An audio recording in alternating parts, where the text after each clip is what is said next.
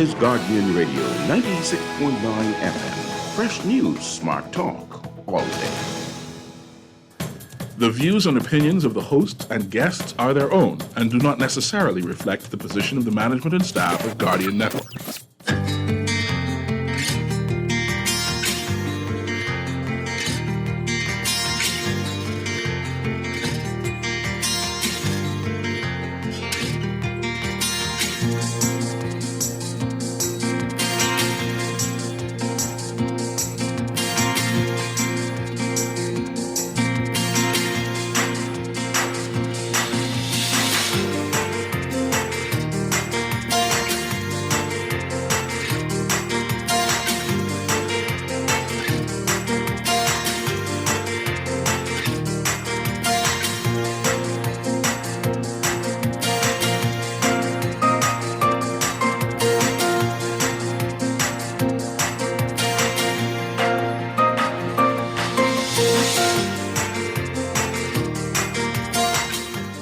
Good morning. Princess Margaret Hospital begins a COVID vaccination effort. The hospital aims to vaccinate 120 people per day.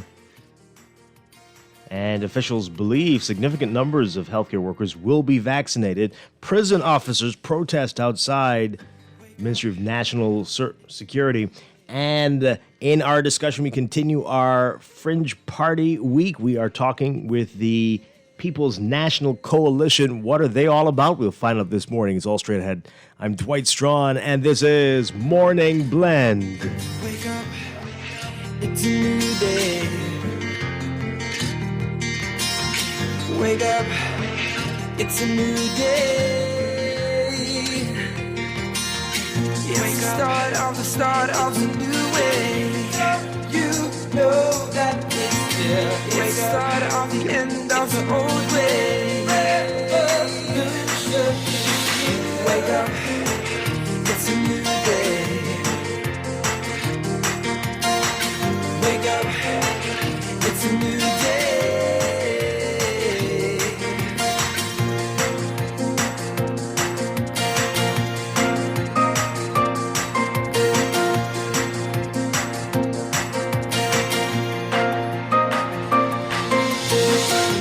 up, it's a new day.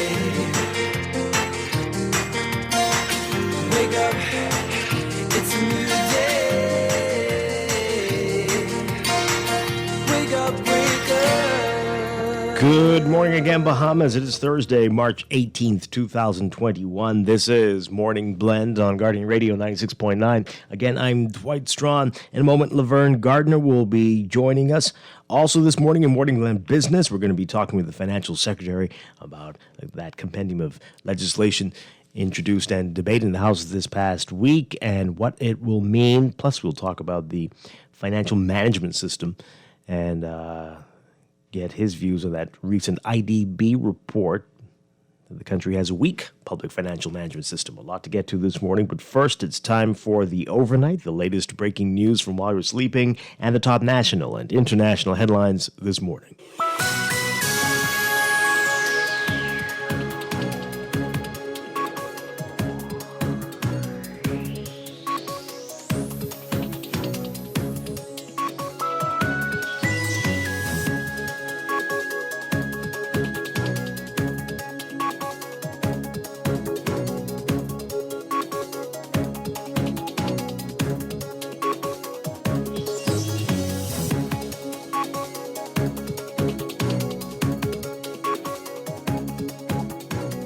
In the overnight, Dr. Caroline Burnett Garraway, Medical Chief of Staff at Princess Margaret Hospital, the first person to receive the AstraZeneca COVID-19 vaccine at Princess Margaret Hospital yesterday.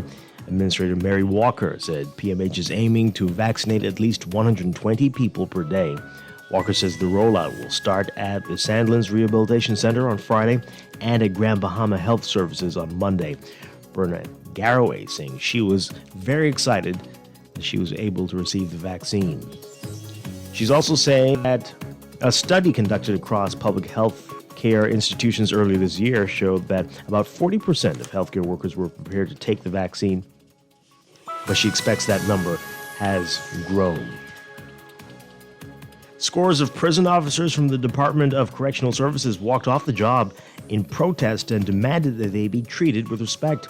Outstanding promotional exercises and confirmation letters, which go back as far as 2014, were among the issues that caused officers to demonstrate, according to Correctional Officers Staff Association President Corporal Hervey Culmer. He says they feel disrespected and that enough is enough. They went down to the Ministry of National Security yesterday to voice their concerns.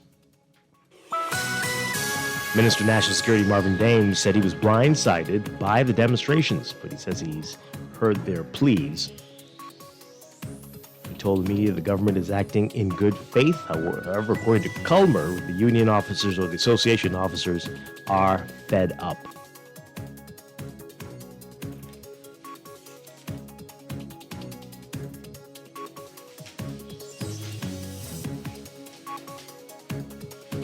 And Minister of State for Finance Kwesi Thompson defending the government's decision to purchase the Grand Lucaine Resort in Grand Bahama, noting that another $1.6 million has been budgeted for pre-opening expenditure.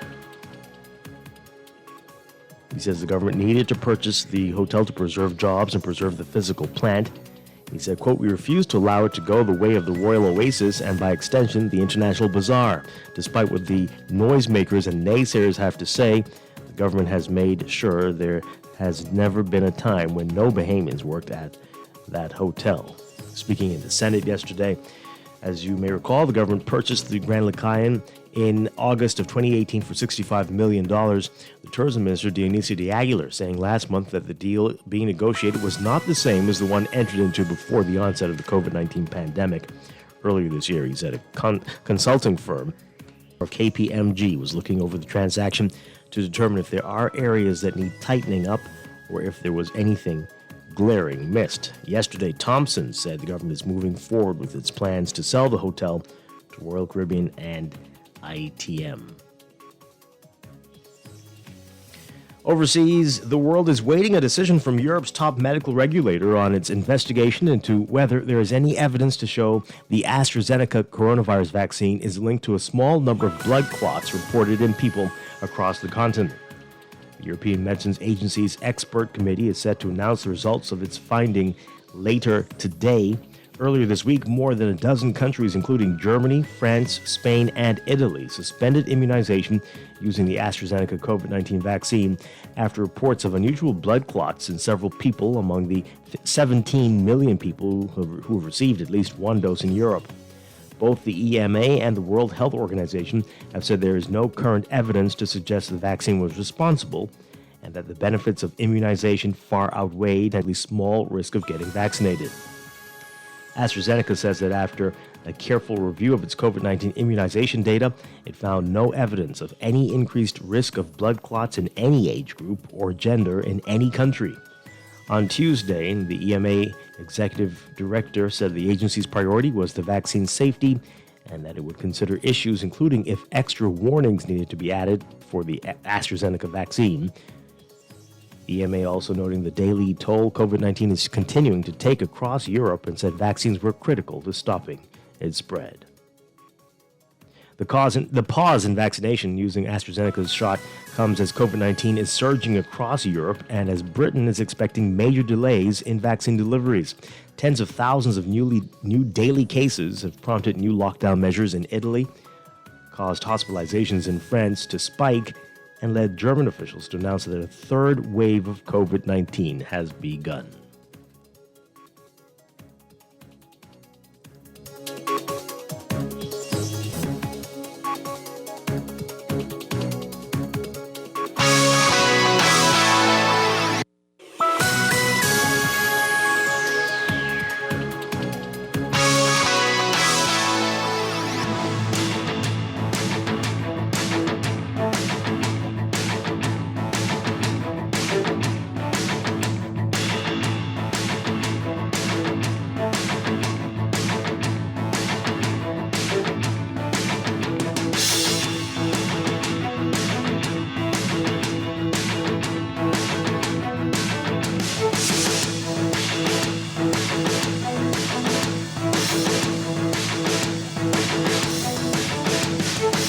In sports, in an attempt to give athletes more opportunities to attain qualifying standards this season and for them to sharpen their skills, Blue Marlin Management is putting on a series of one-day meets starting as early as March 27th.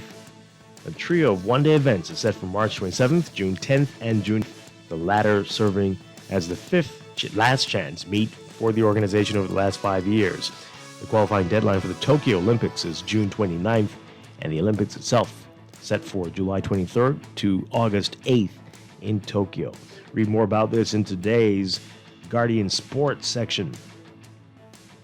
That's sports, and that's the overnight. Time for your first look at weather.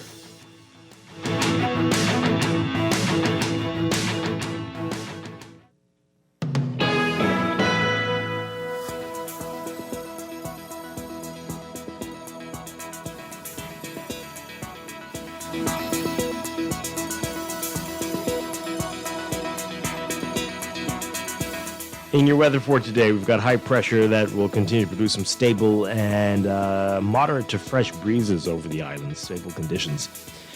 For all areas today, look for partly to mostly sunny, warm, and breezy conditions with about a 10% chance of showers becoming fair and tonight. Small craft should exercise caution. Winds southeast to south at 15 to 20 knots in the northwest Bahamas, east to southeast at 15 to 20 knots in the central and southeastern islands. Seas 4 to 6 feet. Look for another very warm day today, even warmer than yesterday. Highs getting up to around 86 Fahrenheit, 30 Celsius. Overnight lows getting down to about 70 Fahrenheit, 21 Celsius. We're already off to a warm start at around 75 right now in Nassau.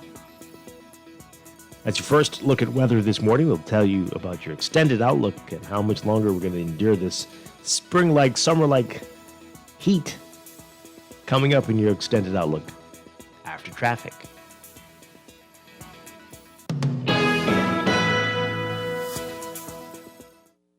Wake up, it's a new day.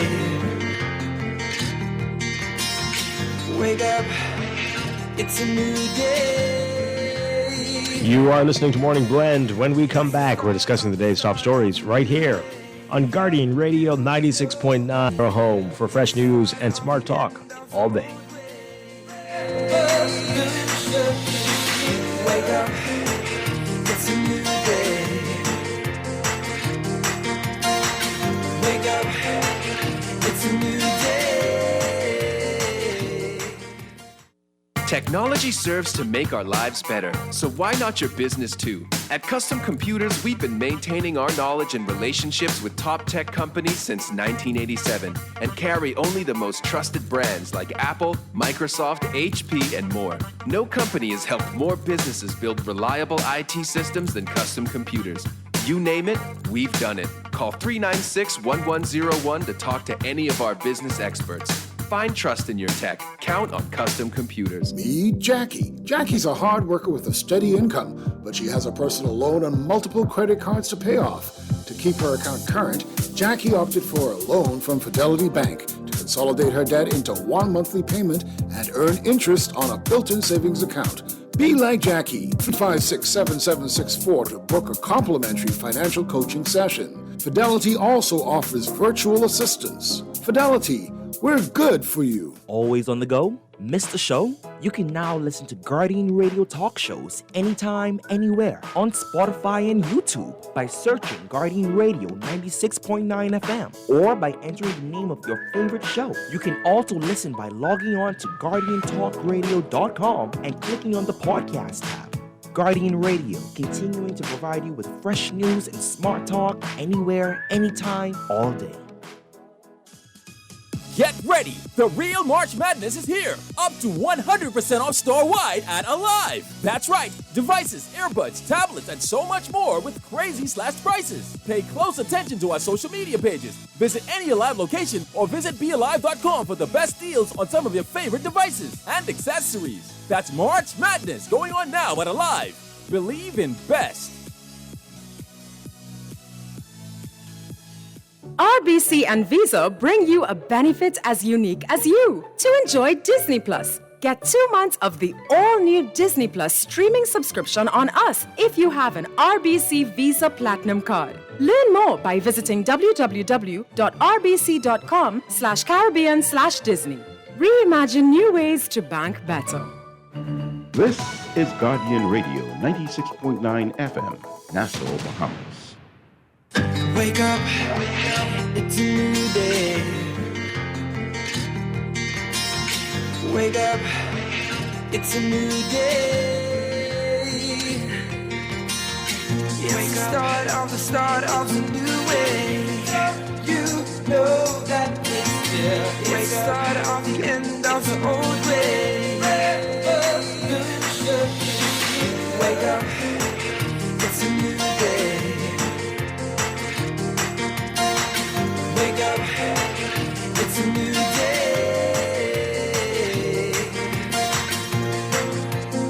Welcome back to Morning Blend here on Guardian Radio 96.9. We are streaming live on GuardianTalkRadio.com and on the Guardian Radio app for smart devices. Also in your televisions on Cable Bahamas Channel 969 and BTC Flow Channel 612. You can tweet us at Morning Blend 969 or Facebook.com/MorningBlend 969. Email us morningblend@nasgar.com, or you can text us on the Guardian Radio text line powered by BTC 422-4796, 422-4796. That's GR96. Standard text rates apply. Once again, I'm Dwight Strachan. Joining me now in Freeport, Grand Bahama, Laverne Gardner. Good morning. Good morning. How are you? I'm doing well. Hope you're doing well. Yeah, I am. Wonderful. I am. Great, as always, to have you with us. And I've got a lot to get to this morning. Coming up, in addition to more weather and traffic, we continue with our Fringe Party Week series. Today, we are talking with the PNC, the People's National Coalition. Just exactly who are they? Well, we want to know. We're going to find out today what they're all about. That's coming up.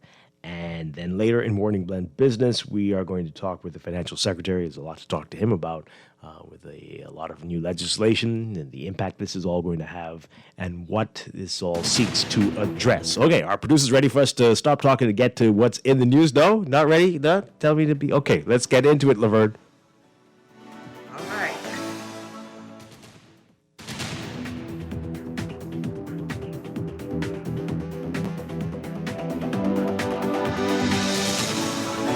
He says it was an accident. Okay. But anyway, in the news, the vaccination rollout continues. PMH begins the COVID vaccination effort. The hospital says it plans to vaccinate at least 120 people per day. And let's take a listen to what happened yesterday and where this is going to go. This is a report from our Jillian Gray. Wednesday, it was an easy decision to take the jab as they want to get back to some sense of normalcy, and they see this as the way to do it. The sticker, I'm vaccinated, yay! I want to bring some normalcy in my life. Visiting family members, especially my dad, he's 88 years old, and I need to be around him to take care of him. I have a son in the United States, I would like to visit him. So that is my main reasons to be vaccinated. Marina Lightford is hypertensive and has lupus. She hasn't seen her son or father in a year and says she can't wait to hug them again. Being high risk and working in the healthcare sector was stressful, as she says just walking the halls made her timid. 40% of healthcare workers surveyed by the Ministry of Health said they'll be lining up to get vaccinated. And I tired wearing these masks, and I wanted to get back into some sort of normal life. I wanted to hug my family, my nieces and nephews, so that's why I said, as soon as they start this, I can be there. It felt great, after a year of lockdowns and curfews, to be in a position to start to be on that road to full redemption. It's a wonderful feeling. Burroughs says it was a painless process. Officials say PMH has the capacity to vaccinate more than 100 people per day. PMH's staff complement stands at just under 2,000. We figure here, working efficiently, we could minimum do 120 a day. Okay. And do you have 120 today, or what's the number? I think it falls just short of that today.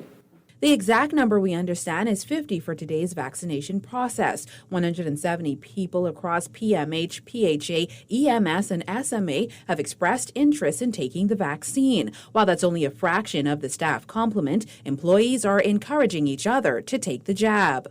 I encourage them. It's easy, it's comfortable, and it gives you a relaxing feeling to know that, you're doing the right thing, is being safe. You're trying to protect yourself. The numbers were so small that had the clot, and I don't have any predisposing factors to get a clot, so I wasn't worried. The benefit of taking this vaccine outweighs the chance of getting a little clot. The Bahamas secured 20,000 doses of the AstraZeneca vaccine donated by the Indian government last week. Local officials say the vaccine process will continue as investigations are underway surrounding concerns over the vaccine's use in the European Union. For the Guardian News Network, I'm Jillian Gray. All right. So you heard her speaking in the report, Medical Chief of Staff at PMH, Dr. Carolyn Burnett-Garraway, who was saying she's not worried about the clot issue there. She talked about the survey that they had, a study conducted across the public healthcare institutions earlier in the year that showed that about 40% of healthcare workers were prepared to take the vaccine, and she believes now that number has grown. She says in today's National Guardian, quote, "This was a few months ago, so now that we have more information on the safety and efficacy of the vaccines, the uptake that we're expecting is going to be very good." She didn't offer any other information on the study, but when asked about responses from police officers who were among the priority groups for vaccination, Burnett-Garraway replied, quote, "I don't have any information on the police, but we're certainly going to encourage them and continue with the campaign for them to get it as well because they're obviously high risk." And we heard earlier in the week the Commissioner of Police saying that he's going to get it and he's going to encourage officers as well. But it is voluntary, right? It is not mandatory, so people have to decide on their own. And I don't know if there'll be any pressure from within, but the external pressure, as in you will need this likely to do some traveling, everyone is suspecting that is what's going to happen. So yeah, absolutely. And I think that's going to be the difference between people taking the vaccine and not taking the vaccine. I think that there's still, with the general public, a lot of reluctance, maybe not just being vaccinated, but maybe a lot of reluctance with the AstraZeneca vaccine because, the different countries in Europe who've decided, because of the issues, out of abundance of caution, not to delay or to, stop for right now using it. So there's that out there. And so that's there people are reluctant, but I think when it comes down to, especially like the lady said, she has family that she wants to travel and see. And if it comes down to, okay, this is what you're going to have to do in order to do something else, I think more people are going to want to take it. Yeah. So we're supposed to hear today from the European Medicines Agency their final report on this after their investigation. And hopefully, if that is positive news, this will be the end of the discussion on this.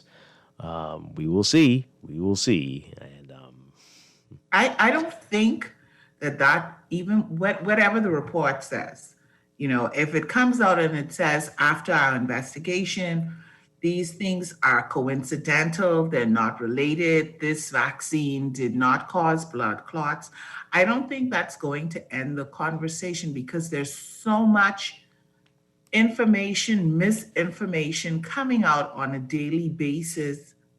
I can't tell you, my phone is flooded with stories of this vaccine, not just AstraZeneca, the vaccine, and what it's done, what it's doing. But aren't those coming from people who were not going to take a vaccine no matter which one, no matter what? Right? I think we've got we've got a couple different groups of people here. We've got people who were never going to take it. They're not going to take anything, no matter what you call it. And then we've got people who are like, why are we getting AstraZeneca? Why not the other one? I'm a little nervous, right? And I think those people might be more willing and more open to hearing this, and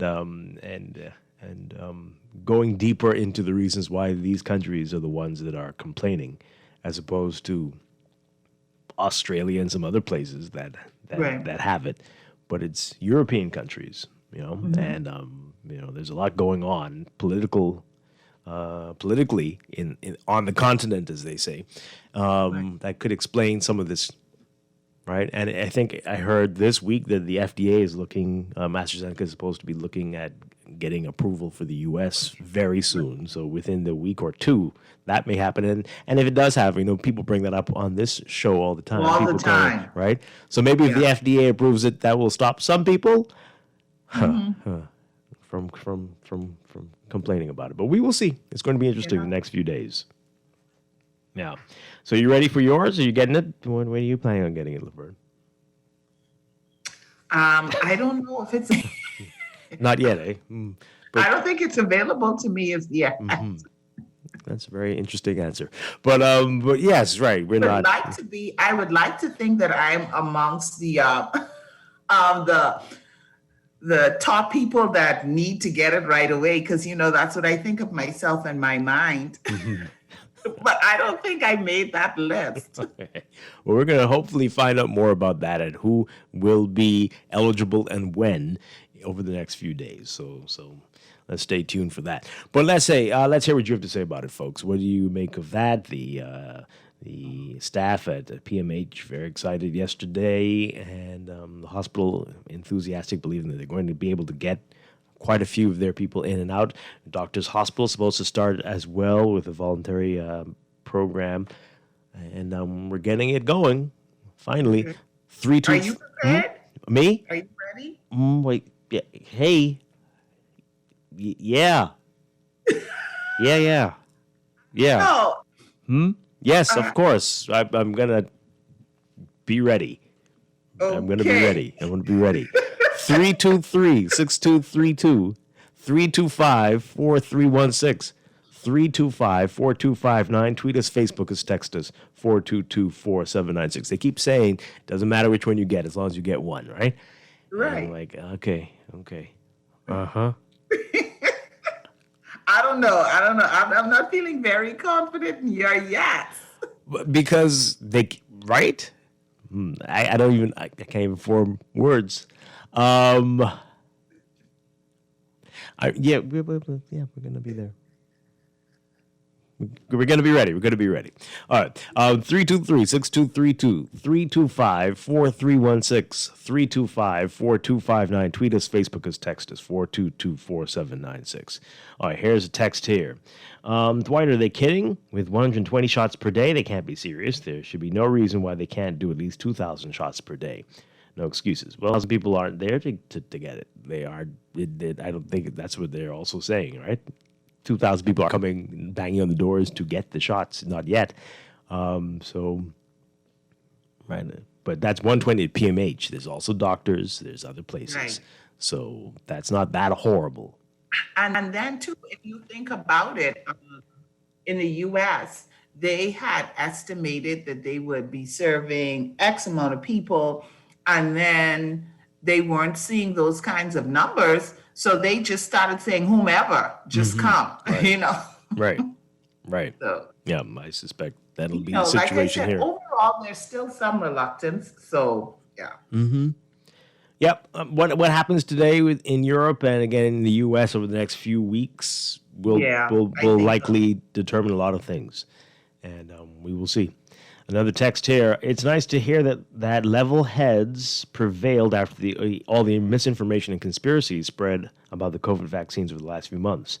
It's truly comforting because things I've heard over the last few months had me ready to call up Elon Musk and volunteer for the Mars Project.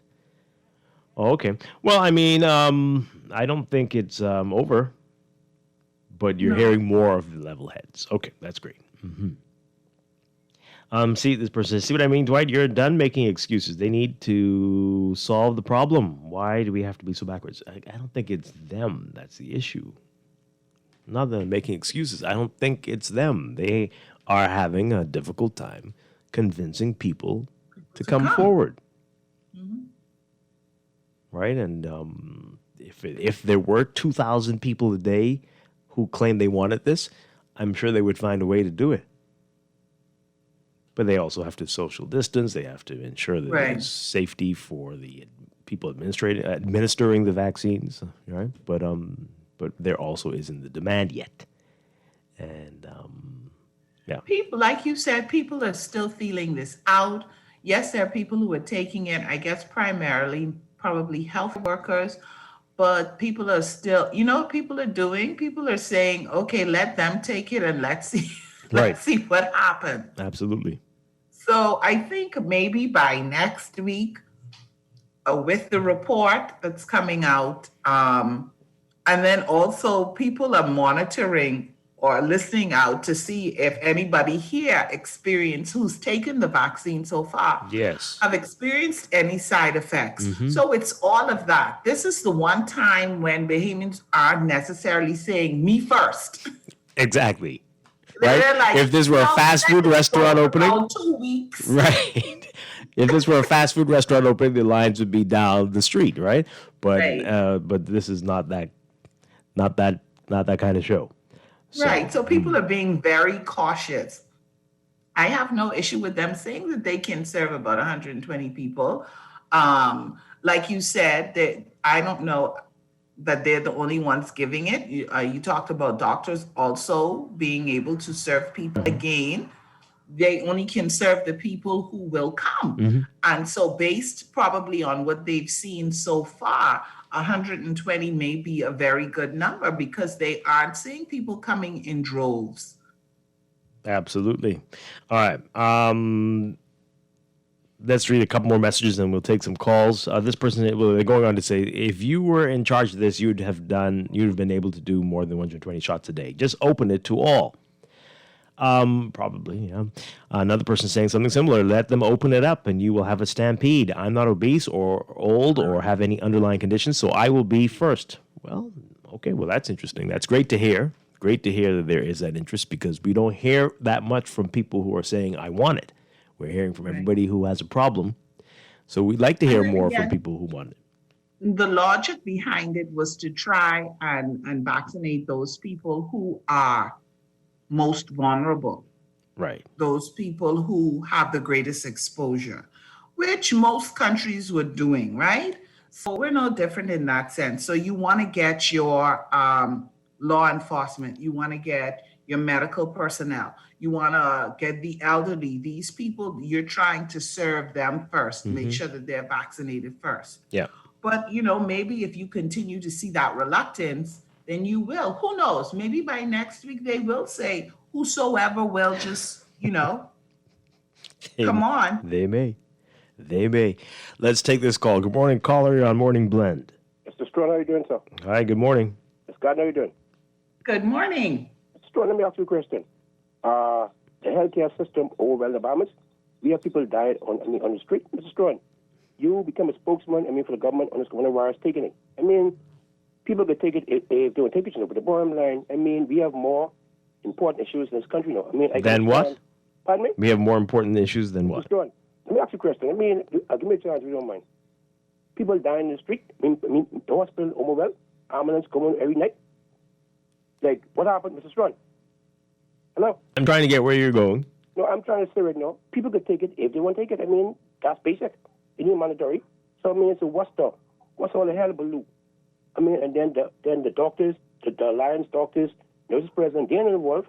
So you want people who don't know nothing about this pushing this? And Mr. Strachan, you there? I'm in shock, and my mouth is on the table. I don't understand what you're saying. I really don't. With the country, do you see where we are? A whole year of this. This is no big deal at all to you. That's what you're saying. That what we've been through was nothing. Mr. Strachan, let me ask you a question. I being civilized and being real life. I live in a fancy island. People dying in the street, the hospital overwhelmed. People falling along dying and saying they want a shot. That's what I ask you. So people can Well, take what is the point that you're making? We had a lot of people dying practically in the street within the past year. The hospital was overwhelmed with COVID patients and people who couldn't get in because of all the COVID patients. Yeah, we nearly had a complete collapse of the healthcare system in the country. What is the point you're making? I mean, strong arm people? Who's trying to do that? All right, listen to me then. I can say one more thing before I go. You all need to address how Marvin Day. Of course. I knew that was coming. Yeah. Marvin and Peter, they gotta go. Okay, thank you, Dave. Every day. So it's not a. The story is changing. It was the biggest problem that it needed to be addressed, but now the vaccine's here, so no, we got bigger problems. That's the political swing of it all. Great stuff. Thank you very much. Appreciate it. Now we know where that is. Okay. This person says, if Brave David said he'd taken the vaccine PLPs like Dave would drink it. I believe you.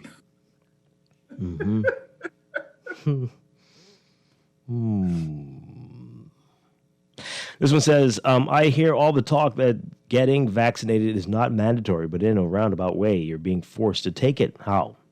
So it's disingenuous that it amounts to lies, at least to me. I don't understand what you're saying. You don't have to take it. Maybe there's this feeling of nobody is coming out and saying that it is mandatory. But, we get these little carrots dangling before you. You take the vaccine, we can finally gather. You take the vaccine, we could finally have John Canoe. So, maybe people are looking at it from that perspective. Okay. Well, that's how it is with many, many other things, right? Many other vaccines. You're not going to be allowed to go to school without the MMR. You're not going to be allowed to go off to school without a lot of these vaccines. That is the way it is with many things. Okay. Let's take another call. Good morning, caller. You're on the air. Mr. Strachan, how are you? Hi. Good morning. Morning, sir. Mr. Strachan, I listen to you every morning, right? With the vaccination thing. Since a lot of the PLPs believe that this vaccination is no good, they don't have to take it. Simple. And another thing, too. I know it's your show, right? But listening to Dave and Anton every day, 6 times a day or 9 times a day on your radio station, is really annoying because they are being paid to spew their ignorance and show how ignorant they is. Trust me, man. I mean, you all really need to allow them just 1 day a week or something like that. Serious, because it's annoying. Okay. Really. Thank you very much. Appreciate it. Appreciate your call. Well, Mr. Producer, what are you going to do? Okay. Let's take another one. Good morning, caller. On the air. Good morning, Dwight. Hi, good morning. Morning. I'm more concerned about what they're giving Dave in the morning than what's actually in the vaccine.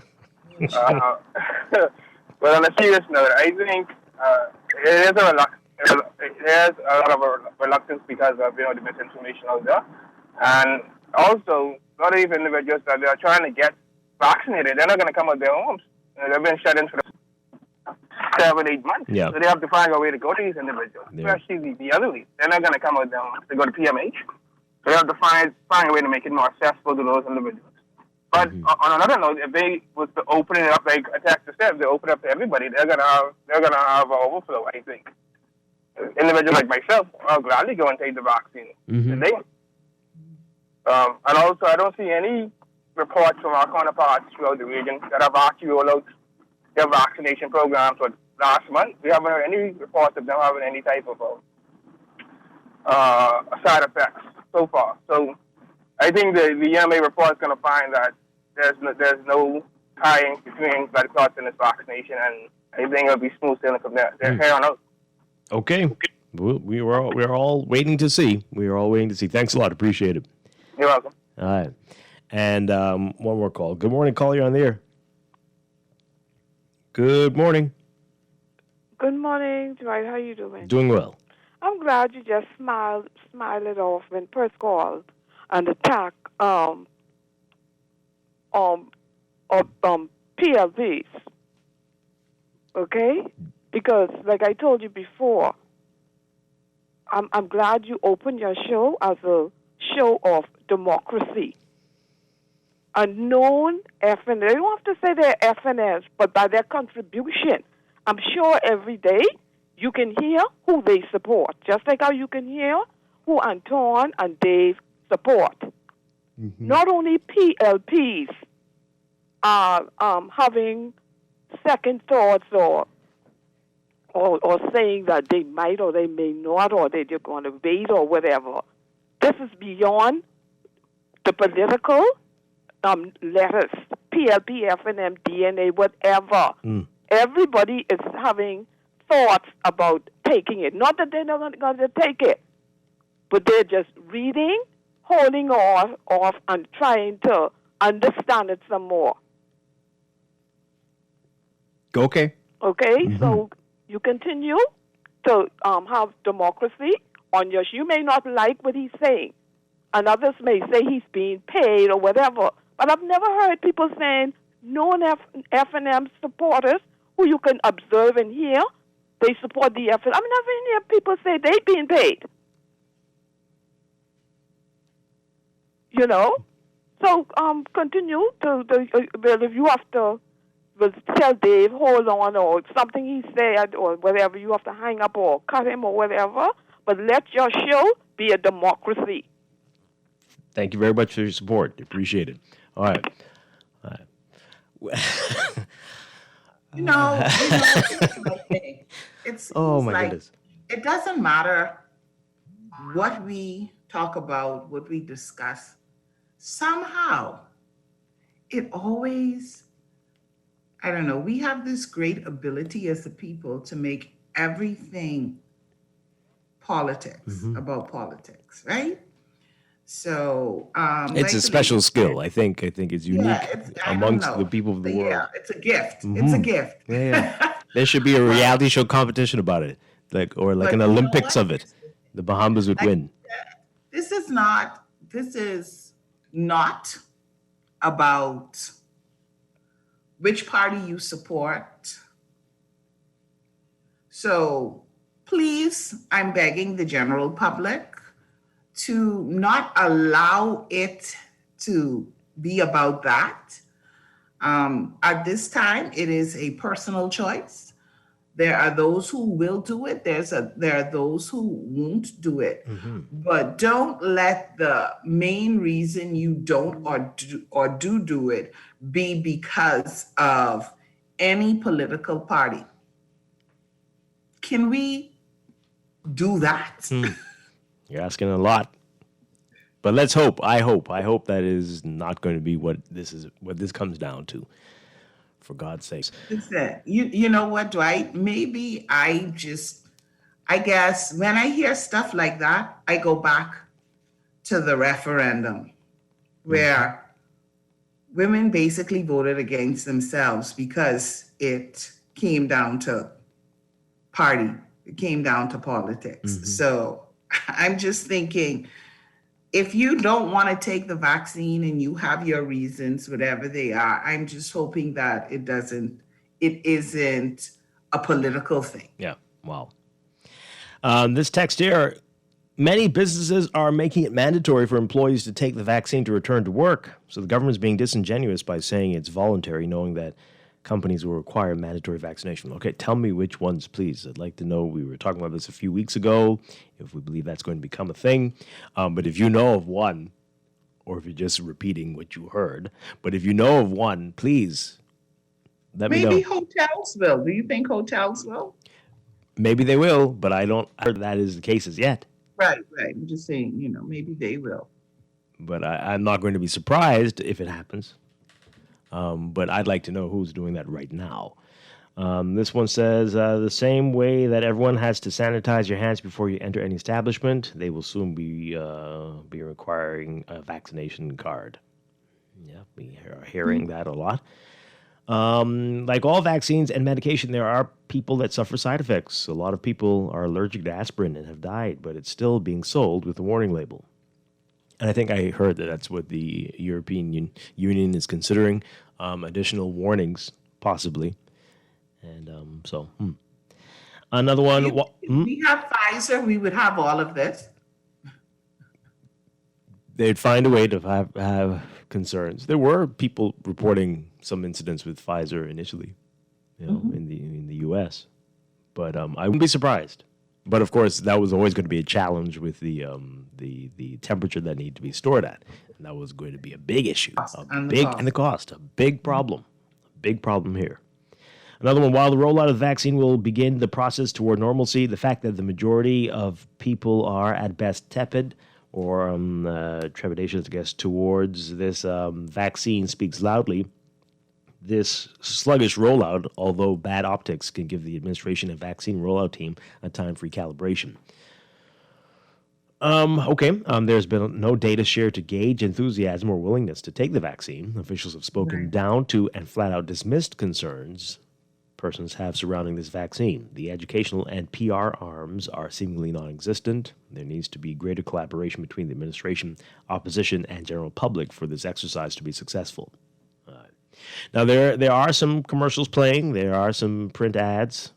We do much better when it comes to politics, though. You will see that all over the place, and that will interrupt every YouTube video, YouTube cat video. But you won't find a video telling you about the vaccine interrupting that video of that cute kitten. So that says a lot, right? And sluggish rollout, well, this is beyond their control, it seems, right? The whole world's competing for these vaccines, and we are a small fish in that giant ocean. Very small. What we can do is just ask the different political parties to start promoting it. Right. That sounds like it will go a very long way. I think so. You have Brave and the Prime Minister holding hands and taking the vaccine together. That would greatly change everything. Let's take another call. Good morning, call. You're on the air. Hi, good morning. Before I speak on this vaccine, I want to ask Ms. Gardner. She said, Ms. Gardner, how are you? I'm well, thank you. Well, thank God for that. According to your comment earlier, right?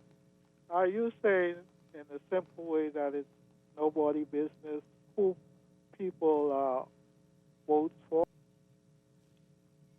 If it's no, I'm sorry, say that again? According to your comment, right, earlier, are you saying there is nobody, which I'm not disagreeing with you, but are you saying there is nobody business who people vote for? Well, I mean, yeah, I don't think that it's anybody's business who you vote for. That's what I get it, and I agree with you. That's to me, that's a personal decision. I mean, but people wear their politics, they speak their politics or whatever. But when you go in the booth, as far as I'm concerned, who you decide to vote for or not vote for is entirely up to you. That's right. I agree with you. Thank you, Dwight. Hi. Now, you earlier you spoke of video with pertaining to the vaccine, right? A video? Yeah. I don't recall. Okay, what about it? I don't recall saying that. But basically, what you were saying that you haven't seen, I think I can't remember to use the word you haven't seen, but nobody. Basically, paraphrasing, nobody showing video pertaining to the vaccine. Oh, I was saying that there are some commercials playing. There are radio and TV commercials and print ads, but it's not to the extent that we can see other things when we want to promote parties or literal political parties, right? Those things will be all over the place. Facebook and YouTube and billboards and flyers and everything you can think of. Okay. I have a question for you and a comment.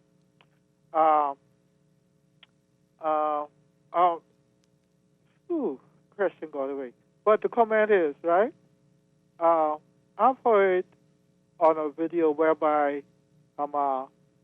this vaccine, right, in which people are getting, it's leading to the virus, right?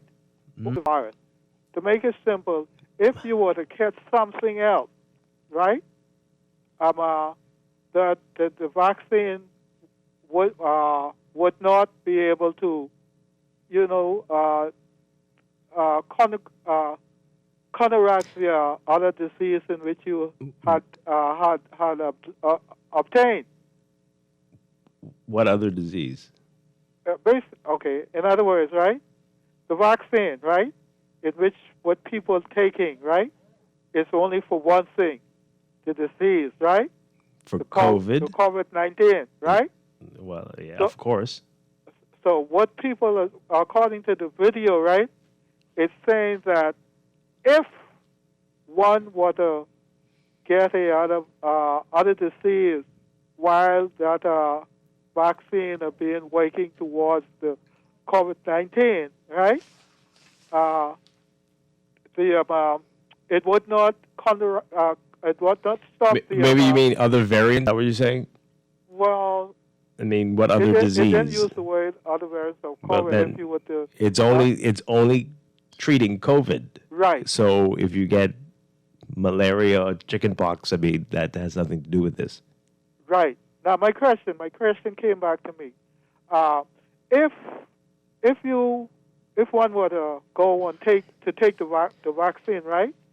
Do the doctors or the nurses, do they test the individual to find out if they have anything that would hassle them pertaining to taking the vaccine?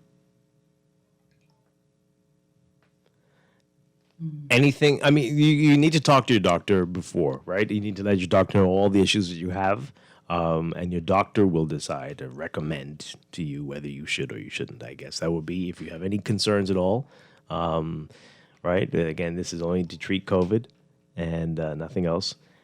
And so I'm not sure exactly what you're asking, but if you have questions, you need to talk to. If you have concerns, if you have some underlying conditions, you need to talk to a doctor. You need to talk to a doctor. Right? Let's take another call. Good morning, caller. You're on the air. Good morning, Dwight. How you doing? Doing well. I love listening to your show, and I love listening to other people, your opinion. And I'm sure the sponsors who sponsor your show, some of them sponsor that to hear the other opinions of Dave and Tony Ravio. They may sound irritated to some people. To some people, they love it. It's not each your own, but the Guardian Radio is an avenue for opinion and the constitutional right to express yourself. Have a good day. I like listening to you, too. I like listening to you, I like that. Thank you very much. I much. like listening when you read the news. Keep up the good work, my friend. I appreciate it. Be patient for democracy. Well, yes. This is an interesting morning today. Good morning, caller. You're on the air. Hi, good morning. Okay. All right. Oh, my. Okay, here's a text, Laverne. Still love your show. Okay, and why still? What is still? What happened? Why still? Anyway, they go on to say, please read my entire text. Dwight and Laverne, I am taking the vaccine, but it won't be the AstraZeneca vaccine. I don't care how much they campaign. Now, Dwight and Laverne, since the idea is to achieve said herd immunity, shouldn't they test people first to see if they have already had COVID-19 and have overcome COVID-19?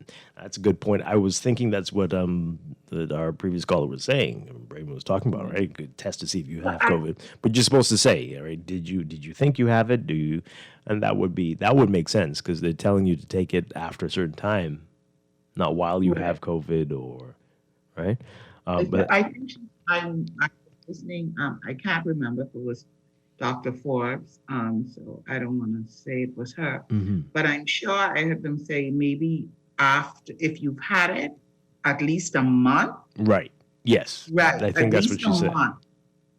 Yeah, that's what she said on Monday, I believe. Right. So definitely that needs questions. Yeah.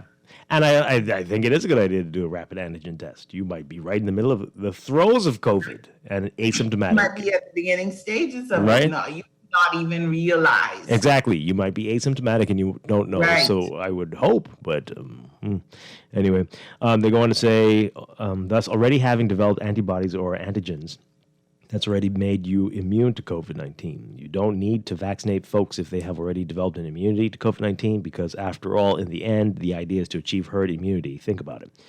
But that's what they're saying, right? And Dr. Forbes talked about it again on Monday on the show. Did she also say about you could get reinfected? You can, right? And they don't think it's indefinite immunity. It is maybe 6 months. It might be a little longer, right? And so you can't go on that.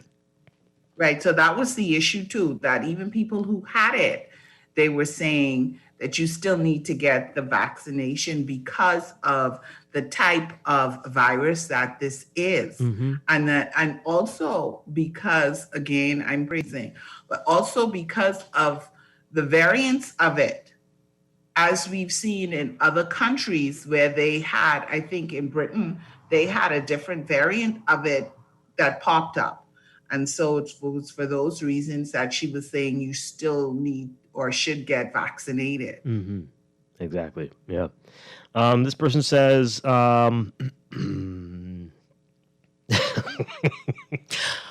boy, I consider myself a sensible and intelligent individual, but I must admit I look forward to Dave's calls every morning. His contributions are biased, but always very entertaining. I need to get a life.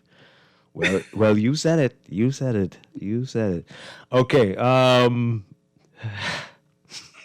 Yes, this is the beauty of Morning Blend, that people are able to call and they are able to share their views, whether it's Dave, whether it's Anton, whether it's whomever, that they can come on. Listen, when you come on and we discuss the news, or you discuss the news with whoever it is, what is the thing that you say? Let's hear how you feel. And you open up the telephone lines and you read text messages, and that's the beauty of it all. My goodness.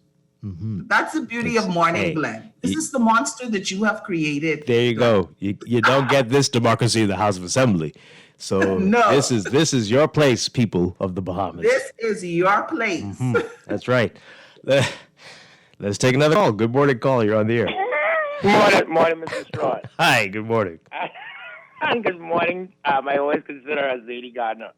Dwight, good morning. Sometimes, Dwight, I listen to your talk show and I don't call, right?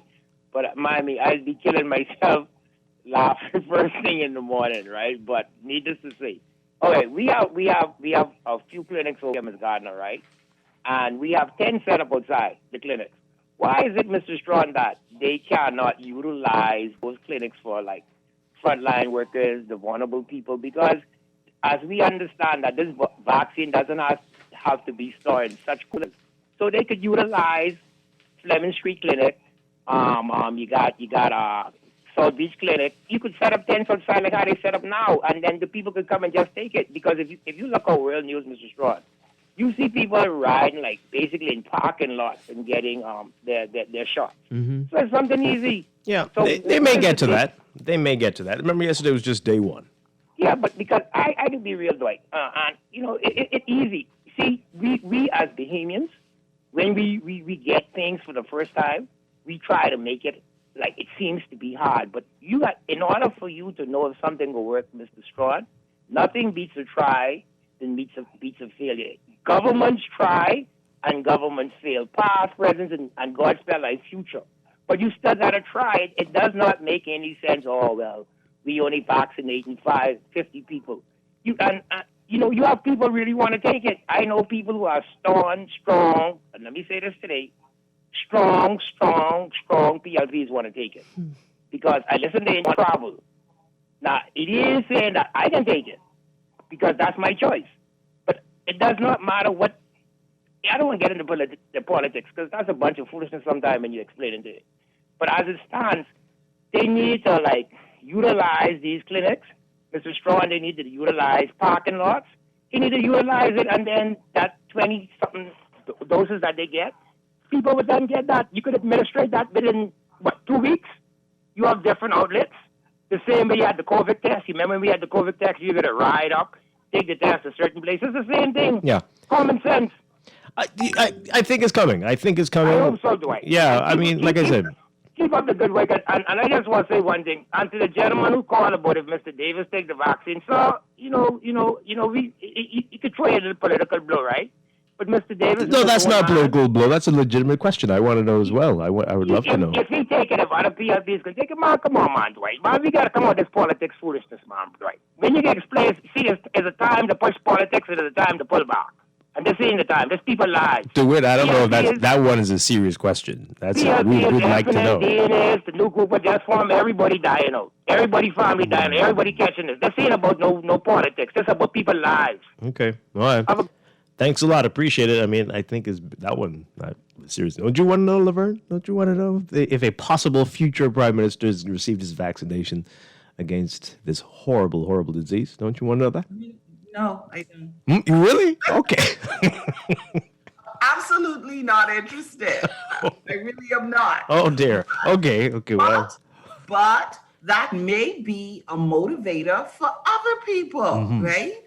So we can't discount that. That may be a motivator for other people. So that's why I said, perhaps, you sit down with these different political parties and you say, we want to get the message out. We want you to encourage your supporters. Here's the information. Encourage them to, maybe if they saw all of you lined up, be a motivator for them to also want to be vaccinated. It could be a means to motivate more people. Sure. And so maybe what the government needs to consider is at this point now opening it up to everybody. Because while there may be those people who are reluctant, whether they are medical personnel or the police or whomever, they are regular, ordinary, everyday citizens who really want to take it. So maybe after this week, they'll say, you know what? If you want to take it, it's here. Come on. Okay. All right. Let's take these calls really quickly. This is National Phone Day. I guess everybody's calling in. Good morning, caller. You're on the air. Good morning. How are you both? Doing well. Good morning. I like to say that with this vaccine thing, right? Like in the United States, you have like almost 50% of Republicans said that they won't take it, right? And 14% of the Democrats saying that they won't take it. So this thing is purely political, mostly political. Very interesting. You see, so therefore I was saying that the true number, even Democrats that say they would take it, some of them are political because of political reasons too. Yeah. So, but I would think that the true number is perhaps about 25% of the people that won't take this vaccine. You see, and to the opposition leaders, it's a must that they say whether they support it or not. You understand? I mean, in the United States, people look at Trump, and these people are taking this vaccine. You see, so you should not do an interview with these people unless the question is asked to them about vaccine. Wow. And and then other questions too, like this pre-existing healthcare thing issues we have with these insurers. And then things like the taxation, income tax, all of those things. We don't even need these people to come in the same room and debate. It's upon the talk show host to debate them as they come to the show, ask them questions that we need answers for. Yeah. You see, and finally, I think that our biggest problem in this country is the sponsors of our media houses. What? And the ownership of our media houses. We have corporations sponsoring these people and owning these people. That's our greatest issue. It should be legal. Thank you, sir. What? You can't leave after saying that. How? Why? What? Or maybe I don't want to hear. Because they're influenced. Okay, say you But have an issue isn't with that how it insurance is company, all right? over? If you have an issue with an insurance company, right? Okay. And they're sponsoring your show or they're owning your show, right? Yeah. And then you have an issue with the number guys and they owning they sponsoring your show, your station, they owning your station. Are you gonna get the question? Are you gonna have your issues answered? I hear you. That's a very good question. But you know what? We're lucky. We're lucky here in the Bahamas. These places that you're talking about, and we do fall into that category. But you are allowed. I mean, it is democracy. The people are. No one's telling you to shut up. No one's saying, "Oh, you can't talk about that." Right? So okay. Where's our progressive media? Where is it? Yeah, but it can't be. You need money to be. You need money for this stuff, and so it's going to come from sponsorship. That's how it works. Well, it is our problem in the Bahamas. We are a very conservative nation. Yeah. There are no progressives in this nation. Well, so both these parties, they're quiet. the PLP, the FNM, you know, they selling us rainbows. They call themselves progressive and nationalist, liberal, and they're not. And I thank you, sir. Okay, thanks a lot. I hear you. That's an interesting point. Oh, boys. But, you know, if we were like an NPR or a PBS or something where that we would rely on the public to fund us, to donate, be on there for, a week? And collapse. No. You think so? You think people would donate? Really? I think so. I think people would donate. I can't speak for all of the shows, but I definitely think that people would donate to Morning Blends. Okay. And then what? And then they'll tell me not to talk about this because I think there'd still be issues. But I don't know. I think we've got the national broadcaster. Society. There'll always be issues. There's never a perfect solution. Yeah. You just try to find the one with the least amount of collateral damage. You know, the national broadcaster has been proclaiming they're going to be a public broadcaster. They've been talking about this for decades, right? But we haven't gone there. The governments haven't unleashed the shackles and allowed them to be free and opened the model up to what we see in the U.S. with the PBS. Right. Or But it's good to talk about, though. You know, to, we're good you at to that. keep saying it. Yeah, but one day it's going to be a public broadcaster, but nothing has happened yet to get that model in place. Or like how they have been doing it in the UK, where there's taxes go directly to it. I think every television you buy or something, there's a tax, and that money goes towards the BBC. Why don't say tax? Well, how are you going to do it? You have a problem if it's commercial, if it's right, the commercial entities. Somebody's got to fund it. You can't just do it for fun. So what that's a whole show. We're going to do a show on that. We need to take a break. But Laverne, I don't know if you heard the first part of our Fringe Party Week yesterday. They really were upset that they were called Fringe Party, the DNA. But some interesting points from the leader, Arinthia Komalafe, about Grand Bahama. Did you hear that part about buying out the Port Authority? Yes, I was listening. I was especially listening to that part of it. Mm-hmm. What do you make of that? I kind of agree. I don't know if any party wants to be called a fringe party. You know, let's think about that term, fringe. You know, you're out on the fringes. Well, so you know. Well, until you win a seat, you're going to be considered that. But yeah. So, but what do we think about the Grand Bahama issue, though? Dwight, I don't know if I'm the best person to ask these questions to, because you hear these things before. Mm-hmm.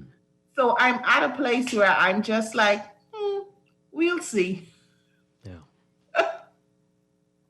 Honestly, because you hear these things, we're going to buy out the Port Authority. We're going to make Grand Bahama the industrial hub, the technology hub. We're going to do all of these things. Okay. Wow. We'll see. Wow. That's honestly my feeling. Mm-hmm. So. But who said it before? Anybody? Any of the major parties said it before? Absolutely. This current government, that was one of the things that they said, that Grand Bahama was going to be the technological hub. Mm-hmm. But not about the buying out the Port Authority and really. No, they never said to buy out the Port Authority. Mm-hmm. But I've heard it before, this is what we need to do. We need to buy out the Port Authority. So for me, my thing is like, you're going to have to, I'm at the place where I'm not really buying anything you're selling. Mm-hmm. I'm just, okay, let's see how this is going to work. Because it really isn't as easy as saying, hey, we want to buy you out. Okay. Yeah. Is it really that easy? No, I'm sure it's not. Exactly. But something has to be done. Something has to be done. 100%. Mm-hmm. Something absolutely has to be done. We cannot continue the way that we've been going in Grand Bahama. But, when you say things like that, you oversimplify. Because purchase if you're not selling. But if you say to me, based on the Hawksbill Creek Agreement and the fact that you are not living up to what you agreed to, we're going to do these sanctions or we're going to cause you to whatever, then you get my attention. But if you just say, if we become the government, we're going to buy the Port Authority, I'm like, So give me some more meat to it. That's what I'll say. Give me some more meat to it. Don't just kind of give me platitudes. Say things like what you think people want to hear. Give me more details. Interesting stuff. Interesting. Let's take this call quickly as we go to a break. Good morning, caller. You're on the air. Good morning, Dwight. Good morning to you, guest. Hi, good morning. Yeah, I think Ingram had suggested the purchase of the Port Authority before. I can't remember what year it was. Could have been before the F&M got in 2017. But to your last topic, I think there's a trust issue here, and no amount of shame, guilt, or insult will make Bahamians change their mind, considering the government started out lying to the Bahamian people about COVID when it first came out. They lied about where the first case was and how many people were infected Lying. the first time. Yes, they did lie. When they said that there was no cases at the Flemish Clinic, remember that?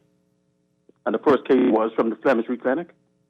The reason why they closed it down and sanitized it. Yeah, they lied about that. Dr. Brennan came out and admitted it. Maybe a week later. Yeah, they lied. And I think all of this is the reason why you have so many people have apprehensions about what the government is doing. If you look at the healthcare workers, 60% are saying they're not taking it. Now, don't you think that's an indictment on the government in some way? How? That their own workers are refusing to take a vaccine that they claim is needed to get everybody back to normal. And if herd immunity is solely based on the vaccine, where did they get that information from? I thought herd immunity is based on people having the virus and surviving from it or overcoming it. That's part of herd immunity also. But they only push the vaccine. Why is that? Because they said we can only get herd immunity from taking the vaccine. That's what I've heard from experts from the government. Then we know herd immunity also is from persons who were infected and now.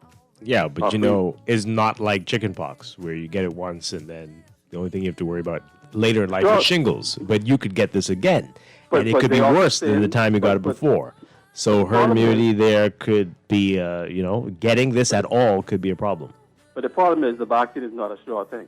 If they're claiming that they're still going to could possibly get it later on. Yeah, but it won't be as severe. So better than nothing, as they keep saying.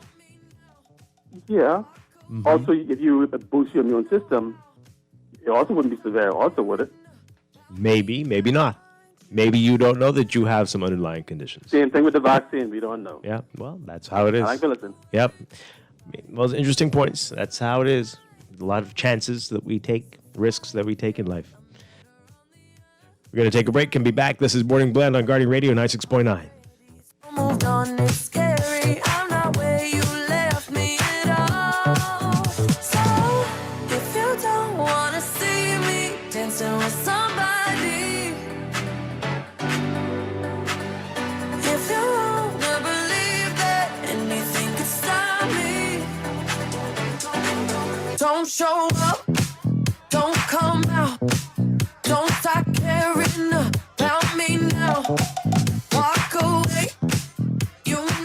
This is Guardian Radio 96.9 FM, Nassau, Bahamas.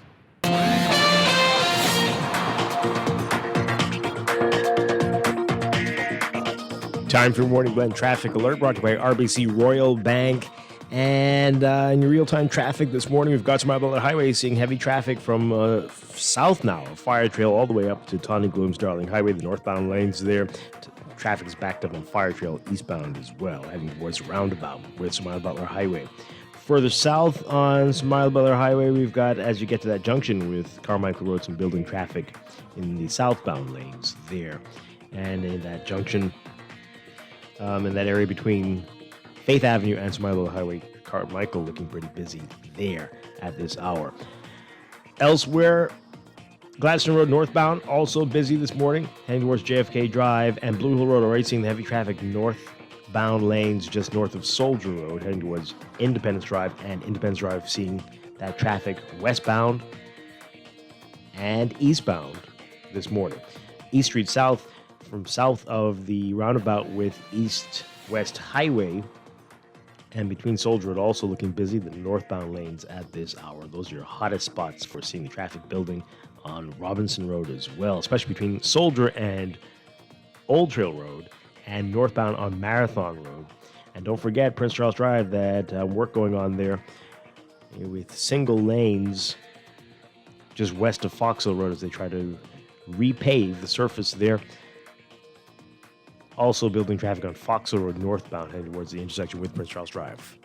We'll have another report for you in about half an hour. That's your Morning Blend Traffic Alert, brought to you by RBC Royal Bank.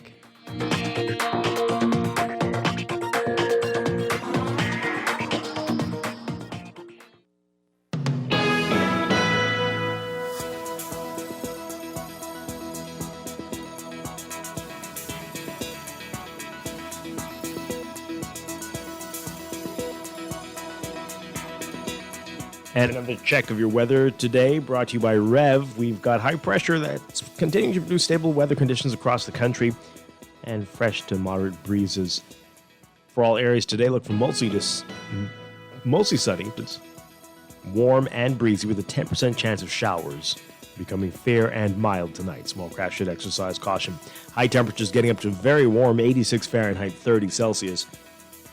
Overnight lows tonight getting down to about 70 Fahrenheit, 21 Celsius. In your extended outlook, a cold front is going to enter the northwest Bahamas by tomorrow, and an area of low pressure is forecast to deepen along the frontal boundary while it's stationary across the northwestern islands on Saturday. So for Friday, tomorrow, cloudy to overcast and breezy with scattered showers and isolated thunderstorms in the extreme northwest Bahamas, partly sunny and warm with isolated showers elsewhere.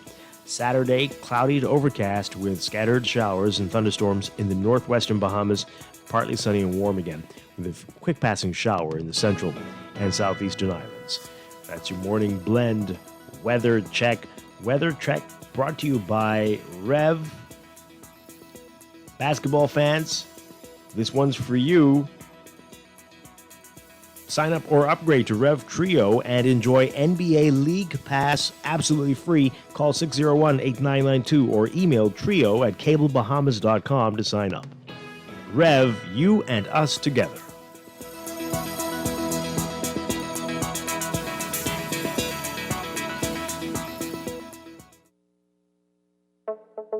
Tired of banks forcing you to use technology to bank the way they want you to?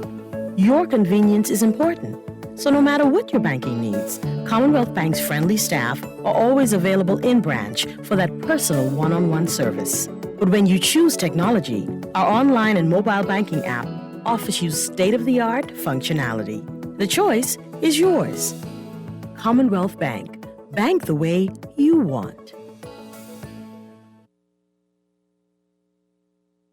Basketball is back, baby, and so is NBA League Pass, only with Rev Trio. Sign up for Rev Trio today and enjoy NBA League Pass absolutely free, along with incredible prizes including a brand new 50-inch smart TV, NBA gear, and more. With tons of prizes and gear, signing up for Trio is the best on and off-court move this year. Just call 601-8992 or visit www.rev.bs/promotions/trio. Sign up for Rev Trio today and enjoy NBA League Pass absolutely free. So, Gianna, how often have you been flossing? Well, you know that's not enough. And are you still working over at the daycare? Okay. How's Franklin? Haven't seen him at the club. I see. How are your boys doing? Okay. Sounds good. Now you just tell me if this hurts. Oh boy, that's a doozy. Did I ever tell you about the shark I found in my pool? With 99% of medical claims paid in under 5 days, we're like a dentist that doesn't try to talk to you with your mouth full. Sounds good. CG Atlantic. Insurance, health, pensions, life. Good like that. Atlantic Medical Insurance Limited, trading as CG Atlantic Medical and Life. Security and General Insurance Company Limited, trading as General. Coral Isle Pension Services Bahamas Limited, trading as CG Atlantic Pensions. And Nassau Insurance Brokers and Agents Limited, trading as CG Atlantic Agents. This is Guardian Radio, 96.9 FM, Nassau, Bahamas. Pick me, you acting like you don't know what to do. Pick me, shawty, you know who you should choose. Pick me, I'll show you what love is like. Let me be the one who will treat you right. Reason one, shawty, I gave you all of me. Reason two, there's no one better than me. Reason three, you and me. Why would you need more? So there is no four, except that I will be yours. Think about it. True love is a roller coaster. Just think about it. While riding with the joker, think about it. I'll hold you through the night, just right.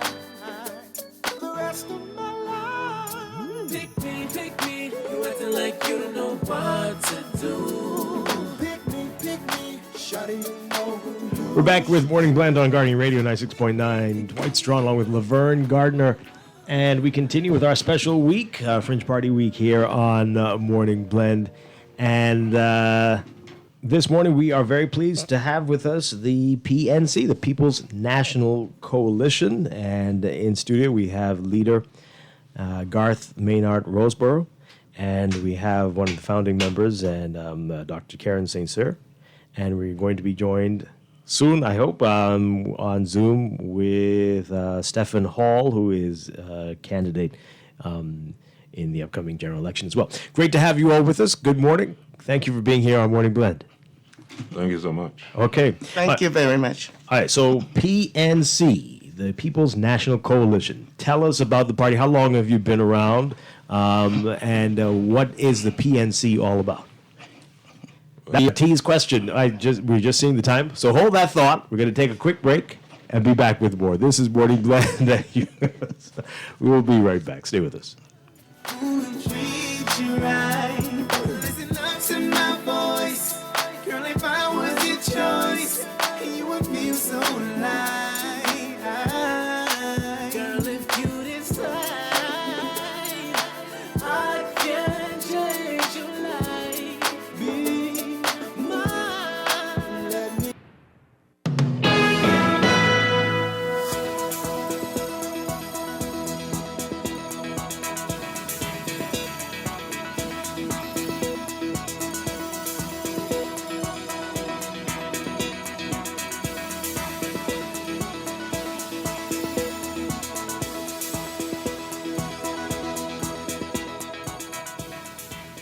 Welcome back to Morning Blend here on Guardian Radio 96.9. We're streaming live on GuardianTalkRadio.com and on the Guardian Radio app for smart devices. We're also on your televisions on Cable Bahamas Channel 969 and BTC Float Channel 612. You can tweet us at Morning Blend 969 or Facebook.com/MorningBlend969. Text us 422-4796.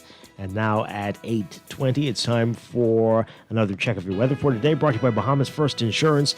We've got high pressure that will continue to produce stable conditions and moderate to fresh breezes over the islands, but things are going to change a bit.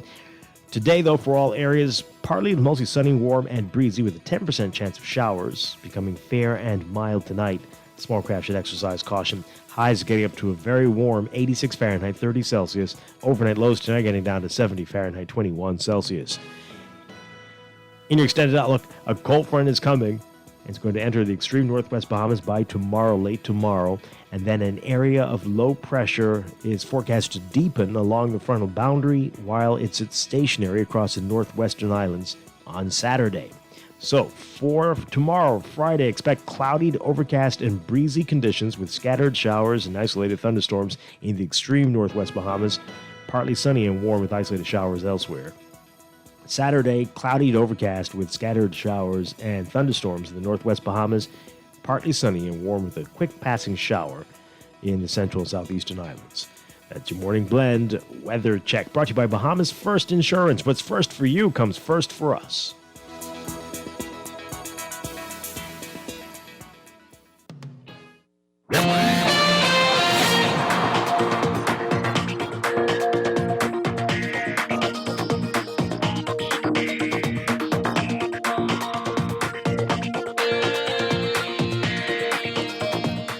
And in your final look at traffic this morning, it's going to be a difficult commute for many out there this morning. We're seeing some heavy traffic in some spots like Eastern Road, westbound. Heavy traffic there from east of Foxhill all the way up to almost Montague. Bernard Road also busy this morning. Westbound lanes mainly, but also eastbound in some spots near schools. A number of schools in the area. Prince Charles Drive, as always, going to be challenging for you, especially near Foxhill Road and near Beatrice Avenue.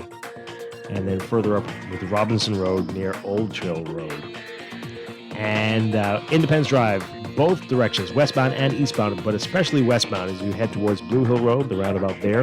And Blue Hill Road is going to be very challenging. The northbound lanes from north of Soldier Road up to that roundabout with Independence Drive. And Blue Hill Road all the way up from St. Vincent Road actually going to be a challenge for you, especially the closer you get to Carmichael Road. And for the southbound heading towards Cowpen Road and Zion Boulevard, also going to be messy for you today. And Samara Butler Highway, always a hot spot from Fire Trail northbound all the way up to Tawny Groves Darling Highway, no exception today. And Gladstone Road also looking bad northbound. And JFK westbound towards that roundabout of Gladstone Road looking challenging today. Then eastbound JFK as you get to the six-legged roundabout. So many issues this morning. Good luck to you. That's your real-time traffic and your morning night traffic alert brought to you by RBC Royal Bank.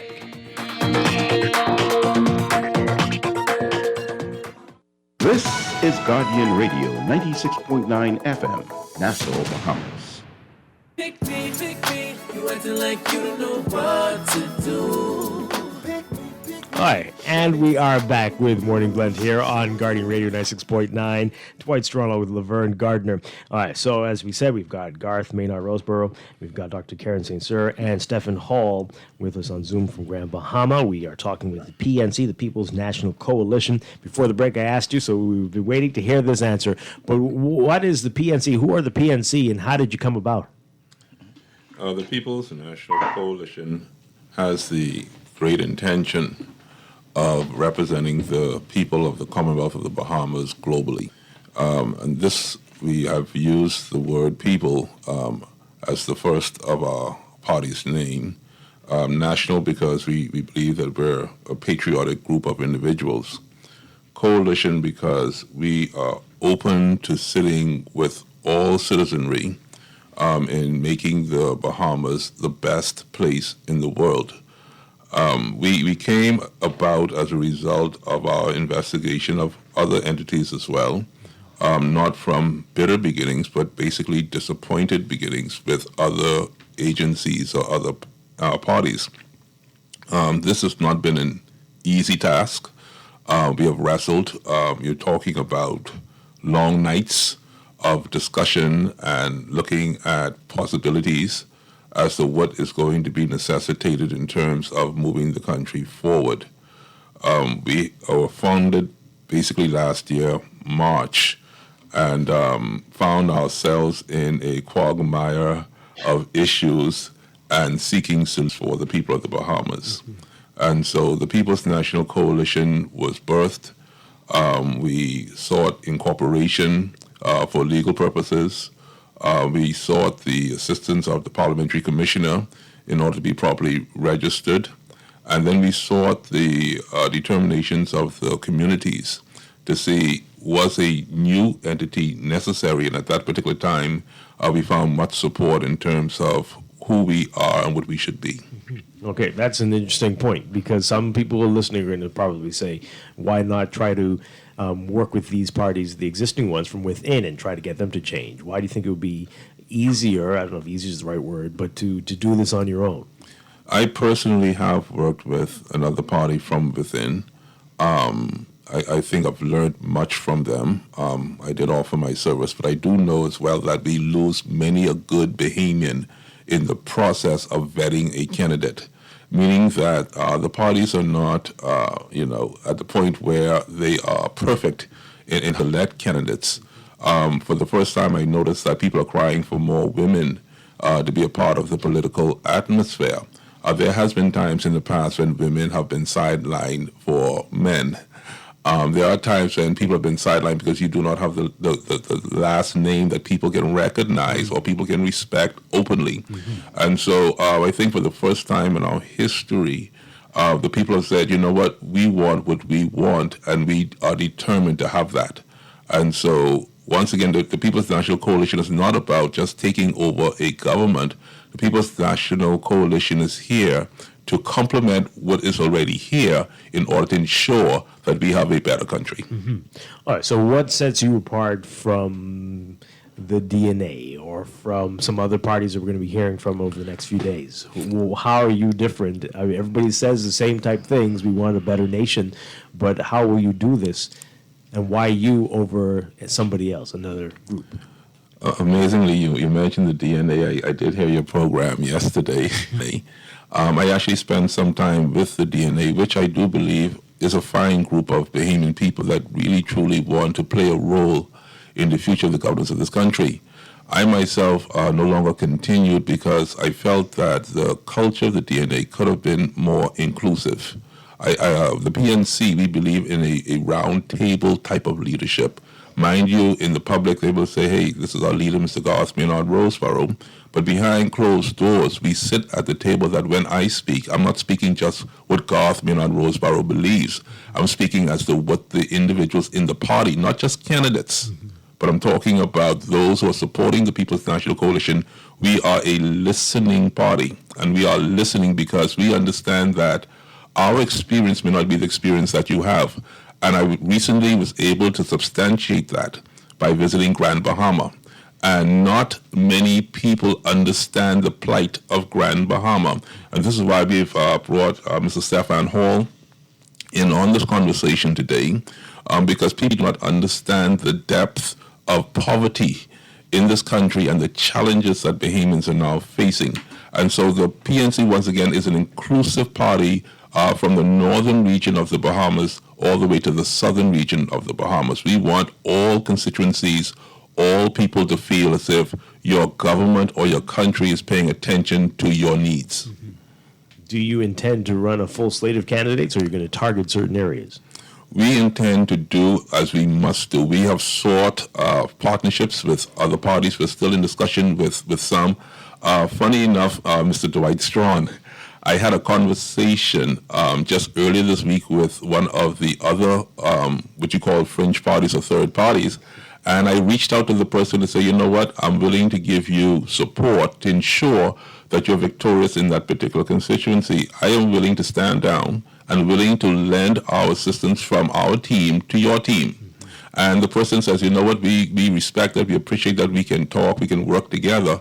And then just last, throwing a clue, I saw they're sending one of their strongest candidates to vie against myself in Bamboo Town. So, you know, the trickery of politics, I don't want people to believe that everything that you see is really what it is. I do believe that the People's National Coalition has been a fair group of individuals. We have been open-minded. We are intellectually prepared. We are on the ground to look at the pain and suffering that Bahamians are going through. But more importantly, our number one goal is to bring ownership to the people of the Commonwealth of the Bahamas. All right, let's talk more about those things. The principles of the party, what you see as some of the main tenets, the things that you're really going to push for immediately should you be successful. I heard conversations about the move towards a republic, and that's a common conversation on the street. As for me, I know that things do not occur right away. It's not that simple. It takes a process. What I would love to see is a energized and a true form of local governance in all 9 constituencies of the Bahamas. When I say that, I'm not speaking of just the 15 local government entities in the family of islands. I'm talking about the full slate of 39, because just to say we have a local government but not empower the act of local governance, to me, is erroneous. Each constituency should have a fiscal budget. Each constituency should have financial responsibilities. Each constituency should have a purse that they themselves can grow. I believe this is where, as a government, we are able to now allow our people to grow the environment in which they live. It's unfair for us to continue to be Nassau-centric when everybody, like I said, from the northern region to the southern region, has should have a fair opportunity to grow where they live. If Meguana wants to get into poultry farming, then invest in poultry farming. Let the government here in Nassau say, hey, listen, we're going to give you $10 million to just start a small poultry production, and let's see how that goes. We can go through stages, stage 1, stage 2, stage 3. South Africa may want to get into fishing, or a cannery where they're canning shad or canning snappers or canning tuna. The northern region is known to be industrial, and Abaco is known to be like a sailing capital along with Bimini. But each person can choose what their strengths are and grow on their strengths, thus meaning that the archipelago itself grows stronger because everybody has found their strengths. And where I've become weak, one of my fellow islanders can say, you know what? Our local government is prepared now to assist you to overcome that which has weakened you to ensure that our country is much stronger. This is, I believe, the first step towards becoming that republic of strength. Right. You said constituency. Is that not too small? Do we not need like districts of maybe a few constituencies? How hard and firm are you on that one? I believe with corruption in our country as widespread as we say that it is, by so doing, we're going to lower the amount of corruption in our country. We can better manage it. Yes, it's going to be much more work, but I do believe the culture of being laid back as a nation can now begin to change into a more arduous society by simply giving more responsibility.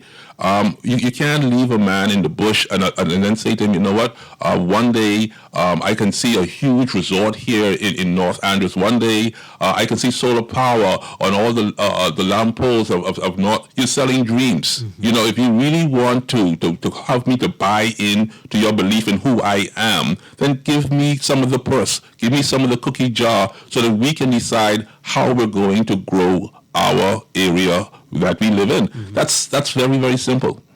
Very simple. It takes the power also away from the politicians. Yeah. You mentioned Grand Bahama, definitely major challenges there for decades now. Let's hear more about what your plans are. I guess Stephen can jump in as well on that. But let's talk about Grand Bahama. What are we going to do? Well, when I went to Grand Bahama, I'll tell you how Freeport looked to me, and no disrespect to the people of Grand Bahama. It seemed as I came in to the airport that someone had simply dropped a bomb, Freeport, Grand Bahama, and everything is just devastating. I went to the International Bazaar and to the Princess Hotel, and I went to the east of Grand Bahama where those homes were torn apart.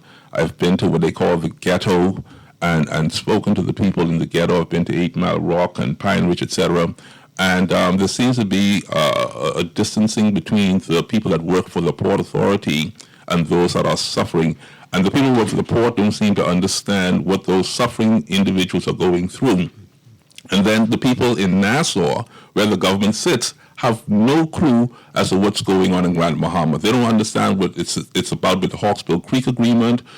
We don't understand that the people in Grand Bahama don't have opportunities or jobs or ownership abilities. It's just a foreign conversation. It almost feels as if when you get to Grand Bahama, you're in a different country. It's almost as if Grand Bahama is on the way to being the next Jamaica. And we know that after Jamaica then comes Haiti. And so it seems as in Grand Bahama, we're going in the wrong direction. What Grand Bahama needs is Grand Bahama needs its own identity. If we're calling Grand Bahama a second city, let's treat it like a second city. If we have a national stadium here in New Providence, why can't we have a regional stadium in Grand Bahama? Why can't we have horse racing? Why can't we have other sporting activities? The things that we put here in Nassau, we should now be putting into Grand Bahama to grow Grand Bahama. And the truth is, the only way Grand Bahama can grow is if we allow the people of Grand Bahama to grow Grand Bahama. And then the same thing happens for Abaco. We have to do the same thing. We have to give people some liberty in order to grow. But I will say this quickly, Mr. Dwight Strachan. After we look at Grand Bahama and Abaco, the Bahamas now needs a fourth city, a city that is outside of the hurricane belt, so that in the event we have had any catastrophic damage the way Dorian has done, let's say it just simply ran across Eleuthera, Nassau, God forbid, Abaco, and Grand Bahama, then what does the Bahamas do? So my thought is to simply shift over to the west side, establish a new city. Let's get some of these people out of Nassau. Let's get some of these ministries out of Nassau. Let's get the people onto these other islands, because if these islands are left void, then nothing is going to happen in terms of growing our country. Nassau is simply overfilled. There's no more room for development, no more room left for creativity. That creativity now needs to happen in these particular areas. Where are you proposing? Where were you proposing this fourth? Well, everybody looks at Andros because it's so massive. So North Andros, South Andros, and it's a wonderful landmass. And I'm sure you've been there before. It's teeming with wildlife. It's teeming with wonderful people and resources. And I do believe that places like Andros and even Exuma, as it is now growing, is a great location. Stephen Hall, what are your views on Grand Bahama? What needs to happen there? Well, hello everyone. Mr. Strachan, there's so much going on in Grand Bahama. The people need some sort of hope. Grand Bahama has been plenty of things. You have hurricane, and then you have this agreement that has been signed from 1955. That it was a good agreement initially, but it had its agenda holistically. Down the road, it wasn't going to be in the benefit of Bahamians, at least for Grand Bahamians. Because like Sir Lyndon Pinland said in his 1969 speech, when he spoke a little bit briefly about the Hawkesbury Creek Agreement, he stated that Grand Bahama will have economic thrust. People would get jobs, but we will be victims to a social order. And I think that is what holistically is still happening in Grand Bahama. The rich is becoming more wealthier, and the poor is continuing to become poor. So that's why you have the middle class dropping below the poverty line and the rich maintaining their rich heights. They're not concerned, like Mr. Roseborough said, the people that are employed at the Port of Authority or under the Port Project, as you would say in the agreement, they're not affected like the persons in the colonies, as you would call the government sector. It's two different worlds. Bahama now seems as if it's a whole different country. It doesn't have the same, Nassau don't have the same issues that Grand Bahama has. So you can't change Grand Bahama from Nassau. You have to come on the inside. So when they say to me that they have a plan for Grand Bahama, and I listen to all the parties' leaders, and they have this grandiose plan, it's not realistic. You could have a plan for Nassau that benefit Nassauians, but that doesn't mean it's going to benefit Grand Bahamians, because we are under two different type of governance, if you would call it that. We have the port regulators and we have the government regulators.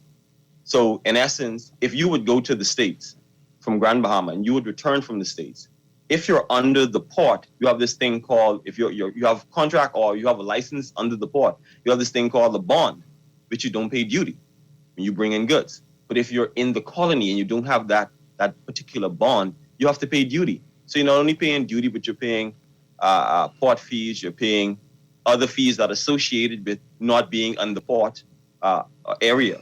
So Grand Bahama has a plethora of issues now. Yeah. Plethora of issues. We have our unemployment rate. I'm scared to even state what it is. Persons are now doing anything and everything to gain some sense of normalcy, to just provide for their families. I remember Pinland also stated in that 1969 speech, Grand Bahama is like a city without a soul, where anything goes, And so we have to get back to a sense of pride, where we once carried a country proudly. We don't have that anymore in Grand Bahama. Okay, so based on what you're saying, and as a Grand Bahamian myself, what then, seeing that you have such a bird's eye view, you know exactly what's going on in Grand Bahama, what is your party's, or what are the plans your party has to kind of rectify all of these things that are going on, that are happening in Grand Bahama, to bridge the gap between those in the port and those in the actual community who are hurting every day? What are some of the plans? What are some of your intentions for Grand Bahama? I think first what we really need to do, we need to address or revisit that Oxford Creek Agreement. Some things about it is just not beneficial for the country, at least the island of Grand Bahama. And I think that if we can come around the round table and have a holistic discussion, governments and heads of agreement of the port, and we can come to some type of conclusion that if we're going to tax the industries, the industry companies, we can take some burden off of the poor people. You can't tax a dying nation and not tax the industrial companies. It doesn't make sense. We have, 9 industry companies in Grand Bahama, and Grand Bahama is still suffering? Does that make sense to you? Something has to be done. I feel like we need to bridge a gap by having some type of instruction to that Oxford Creek Agreement. That should be our first course of action to deal with some of these issues that Grand Bahama is playing. Because it's really the fees. We're just paying enormous fees, man. Small businesses are dying because of the fees. We're paying double fees. You know, you get a license, but yet you still pay double fees. It just doesn't work. It's not adding up. And so people are being discouraged and even shopping anymore. You don't even want to shop in Grand Bahama anymore. You rather take your money and go to the States. So the money ain't even circulating in the country anymore. We need to circulate our money. So we need to find ways to either come under one banner. Either we're going to say the government owns everything, or we're going to say the port owns everything. We can't be under both. Wow. Yeah, I wanted to just stress as well that this is why it's so important for a strong type of local governance. Notice that Strachan lives there, and the lady speaking, I apologize for not knowing your name. Laverne Gardner. Laverne Gardner. Yeah. Okay, beautiful voice. And Grand Bahama has some beautiful women, by the way. I just came from there. So even though there's some beautiful people over there. But this is why it's important that the local people have their say. And you cannot have your say if you don't have any money. We have to share this cookie jar with the people of the Bahamas. I told Mr. Strachan Hall and others in Grand Bahama that there is no way possible that I truly understand what it means to be a Grand Bahamian. Even though I am a Bahamian, for me as a leader to say, you know what, this is what we're going to do for Grandma, this is what we're going to do. No, we need the people from those communities to simply say, this is our issue, this is what we believe to be the solution, and you can lean on me as a leader and other people within the party to say, this is sensible. Let's take a look at this and let's create a plan. And that's what the PNC is all about. Right. Dr. Karen St. Cyr, let's talk about your role in the party, and you are a candidate for Fox Hill, we're told. Yes, I am. All right. You're one of the founding members. Tell us about why you feel this is the organization for you and should be for the rest of us. Well, as the leader said, Mr. Roseborough, when I was actually approached, I never saw myself in the role of politics, definitely not on the front line, but looking around and actually the state of the nation and just hearing from scores and scores of persons, not just last year, I'm talking about pre-COVID, of the level of dissatisfaction and discontentment. And even more troubling was such a large number of persons who say they are not going to vote anymore. So we are now having discouraged voters. And that was a wake-up call. So why this party, for me, when we talk about leadership, our roundtable model, that everyone has a voice. And there is nothing that is discredited. Nobody is discredited because it takes all of us collaboratively to work and transform this country. We believe in inclusiveness, and we believe that the people in retirement park have just as much value and should have a voice as everybody else. The other aspect are the pillars of the party. The pillars we have, our priorities are education reform, social reform, economic reform, judicial and criminal justice reform. So when I look at the pillars as they have been drafted and formulated and what it needs to take this country not just to the next election, but actually to the pursuant decades after the election. The other main thing is the vision. The vision of the PNC is the Bahamas is a paradise for Bahamians to prosper and excel.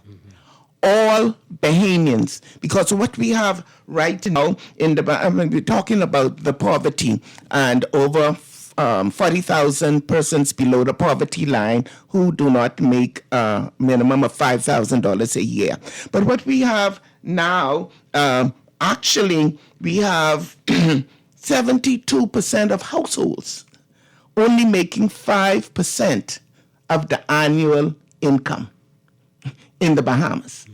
The inequity, and we have a record of being a country that actually has the highest, one of the highest income inequities in the world. How could 75%, over 70%, 72%, this is according to the Department of Statistics 2019 household report, 72% of households making less than 5% of the annual income, and there are 3% of households making over 40%. Something is picture. So when we talk about the vision of the PNC and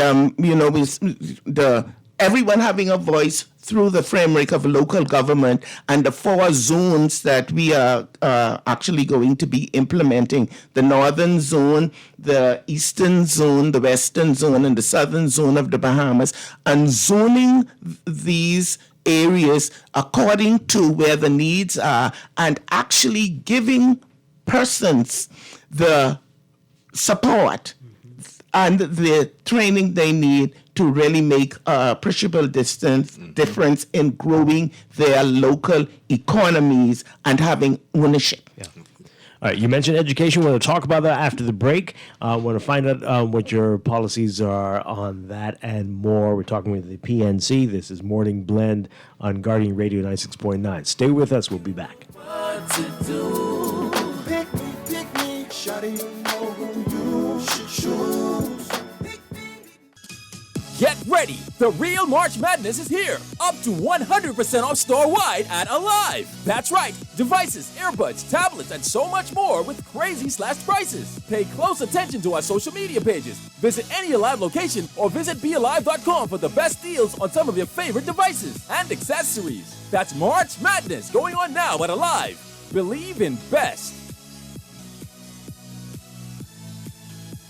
Looking for plenty food and you're on a budget? Wait, I'm break. Stop into Wendy's and grab our latest bundle. Introducing the Biggie Bag. With the new Biggie Bag, you get a Dave single, junior fries, regular drink, and 4-piece nuggets for only $7.25, VAT inclusive. Add an apple pie for just $1 more. Now that's a deal.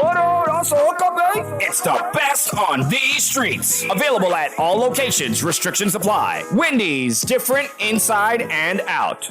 RBC and Visa bring you a benefit as unique as you to enjoy Disney Plus. Get 2 months of the all-new Disney Plus streaming subscription if you have an RBC Visa Platinum card. Learn more by visiting www.rbc.com/Caribbean/Disney.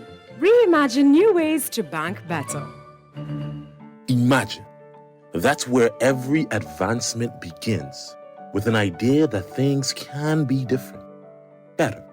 Now, imagine a world where your entertainment experience was all about you, your style, your show, at your budget. At Rev, that's what we've imagined. To join the conversation and learn more about the future of Rev TV, visit us at rev.bs/imagine. You invest in your children, your home, and your community. But are you investing in your financial future? At CFAO, we specialize in investment management, retirement planning, mutual funds, and private wealth management. Our team of experts never stops helping you plan for tomorrow. Because tomorrow begins today. Call us at 502-7010 to see what our financiers can do for you. CFAO, growing wealth for future generations. Your home is where your heart is, but it's more than just shelter. Your home is your workplace. Your home is school for your kids. Your home is even your happy place where you play. Get the best internet connection wherever you are with blazing fast speeds up to 300 megabits per second for as low as $99.99 and installation within 48 hours. Sign up for any of our fiber packages today and get a chance to win a free tablet in your second month. Call or WhatsApp 577-SHOP or 424-SHOP and sign up today. Conditions apply.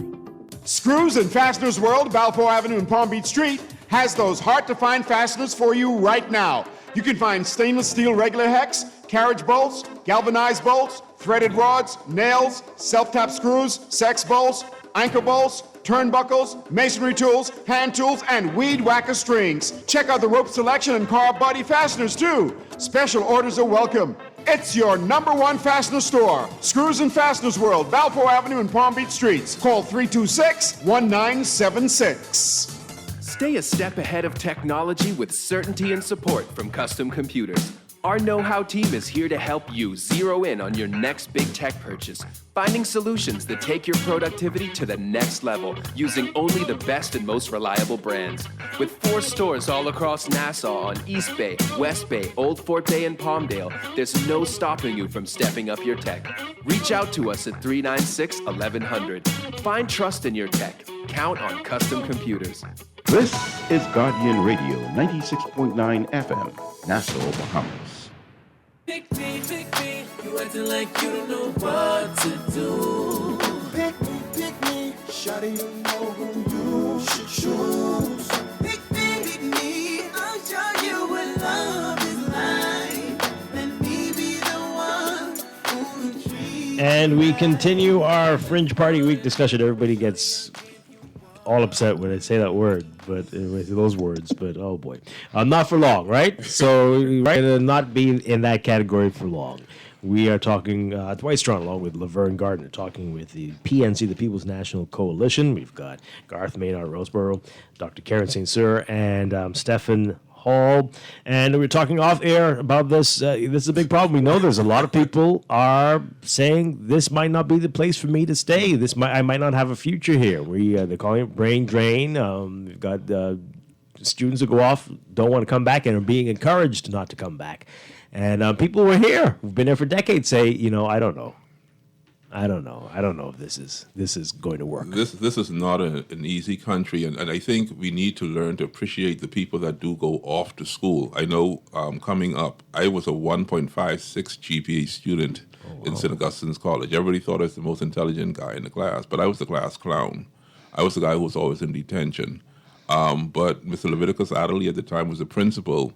He had a desire for me to succeed, and so with his help, I was able to graduate with a diploma. But because my transcript was not able to be read, I had to go back to R.M. Bailey for an extra year just to have a transcript to give to a college to get into college. Wow. When I went to Jamaica, I saw abstract poverty. I saw people with dirt floors eating what they call mud cakes, where you take the mud and mix it with the flour, and you make a meal out of that. That exists not only in Jamaica, but also in Haiti. I battled through Hurricane Gilbert at the time, Category 5 hurricane. I graduated, went to Michigan, worked 5 jobs through those cold winter months. I mean, it was horrific. And then you return home, and then people say, well, because you've been to school, you think you're smarter than everybody else. No, I just happen to be a bit more exposed. I went back to Atlanta, Georgia, so I've seen the city life, I've seen the fast life, but I've also seen poverty in Atlanta, Georgia as well. So I would say that when people want to leave this country to go to another country, do not believe that poverty is not there either. Do not believe that racism does not exist there either. Do not believe that unemployment does not exist. These things also exist in these other countries you flee to. Canada, United States of America, South America, Central America, they have their issues too. People like us who have returned home with all of our knowledge and our intellect, I would only wish that the people of the Bahamas would honor the efforts that we made and we are willing to contribute back to this society. To disrespect that, I think, is a slap in the face to the God of heaven and earth who gave us the ability to go off to school and to come back. I graduated 3.7 out of DeVry University Keller Graduate School of Management. How do you go from 1.56 to 3.7? It's only a good God above who says, you know what, our nation needs people who are going to step up and do their best. And one day I woke up and says, you know what, I am going to do my best. And I would just say this quickly. At age 5, I was a Cub Scout. I think I came out when I was 8 years of age. And here is the model that I live by for my entire life. A Cub Scout always does his best, thinks of others before himself, and does a good deed every day. If we all can just practice those attributes, wonderful country this Bahamas could be. It sounds wonderful. It sounds fantastic. But people, I mean, you do what you try to do your best, and if you feel disrespected by the country in the way that you're treated and the unfairness that you see I'm doing this and I don't get anything for this, but this person has completely broken the law and they get off scot-free. Right. That hurts. What do you say to somebody who says, "But I've been doing it right," and disrespect? I'm being disrespected every day. Well, for me, I live close to the ocean. Get a boat and go fishing. Oh, boy. When you go fishing, listen, this is the most beautiful place that I have seen in all of my travels. The Bahamas is just wonderful. It definitely is. What is tearing this country apart is our attitude and our lack of respect. You know where the greatest disrespect comes from? When people actually ascend to the House of Parliament. They disrespect the Bahamian people. We all cannot be smart. We all cannot be intelligent. We all cannot be educated. We all cannot be a first-class citizen or a white-collar job citizen. But listen, just because you're a lawyer doesn't mean that you're greater than the sanitation worker. We need both people in this society to make this the best country in the world. The person who has a contract to clean the side of the road is just as important as our doctors in the hospital. And the one thing that just gets under my skin at times, and I do try to hide it, is the disrespect to the unions. These are people who work hard every day, who deserve their rights and their voices to be heard, and it's just overlooked. The civil servants, man, these people run this country. Could you just give them some respect? It's not as easy as it looks to be a civil servant. You got to wait a whole month just to get your check, first of all. So imagine the stress and the pressure that you're going through. Maybe we need to just give them a check every 2 weeks. Possible. Let's look into that. But let's respect each other. Let's respect Dwight Strachan for what he does. Oh, he's just talking on the air in the morning time. That's an easy job. Oh, you really believe so? I tried to wake up this morning. I went to bed at 2, and I had to be here for 6:45, 7 o'clock. That's not easy. So give the person that respect that is due. Pastors, give your congregation some respect. We were mentioning education running out of time, but let's talk about that. I think you saying that even if you are not doing well in school, there is so much potential that you left. What can we do to get that message out there? Well, education is the foundation of development for every country. Currently, we spend over 300 million in education annually for the country, the lion's share of the budget. Increase in expenditure in education, but not an increase in outcomes in education. So where we have students here, and why does there need to be a renaissance in education? Everybody could say that, well, this is happening, that's not happening. But let me tell you one of the reasons why the PNC has taken education as the foundational platform of reform. The poor academic attainment actually results in causing economic stability. That's number one. There is also greater demands on your social services, health services, and on the security services. The whole portfolio of education and students are, I say that in all my travels all over the world, you could give me a student that has 1 point or less GPA, and I could put that student in an environment of support, especially turning them on to STEM, science, technology, engineering, and math. And the light comes on, and they could actually compete with counterparts all over the world. We are not short in cognitive capacity in this country. You could take a student who is not doing anything, academically, and you could actually see, just as has been mentioned, what we ensure is that the people, our party wants to ensure that we develop people. For example, we have a $20 million project going on building, we are running out of time, but clearly we're going to have you all back. There's a lot more to talk to you about, but this has been a great first discussion. Before we go, we're running out of time, as you said, but Garth Maynard Rossborough, the DNAs are coming for you. There are lots of text messages coming in talking about you and why you left the party. And they're saying that you are a chauvinist, and that's one of the reasons. I'm going to give you a couple seconds to respond to that. Well, I told the leader, Madam Arinta Komalafi, that the reason why I joined that party is because I believed in change. I told her that some of the greatest people in the world are people like Harriet Tubman, people like Joan of Arc, people like my mother. I grew up with my mother for the first 10 years of my life, and I applaud women that are strong. But I also believe that leadership is better. Leadership is an ability. So men, women, older people, younger people, they all can lead. Alexander the Great was a very young man. King Tut was a very young man. They did exceptional things. When we look at the women of the world, I always say this in closing, that men have vision, but women have energy. There's nothing that a man can do without the greatest help of a woman. Together, what a team. We can turn the world around. Okay, we're going to leave it there. As I said, we're going to have you back, Garth Maynard Roseborough and Dr. Karen St. Cyr and Stephen Hall on with us in Grand Bahama. Thank you all so much for being here at the People's National Coalition, and people can learn more about the party on pncbahamas.org, and you're on Facebook as well. Well, you can also call on WhatsApp, 807-1969. We'll be listening out for you. Thank you very much. Appreciate it. We're going to take a break and be back with Morning Blend Business. We've got the Financial Secretary, Marlon Johnson, with us this morning. Stay tuned for that. That's coming up. Stay with us.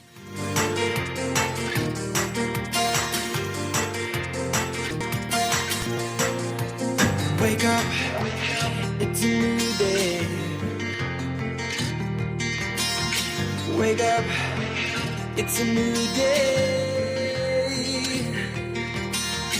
It's the start of a new way.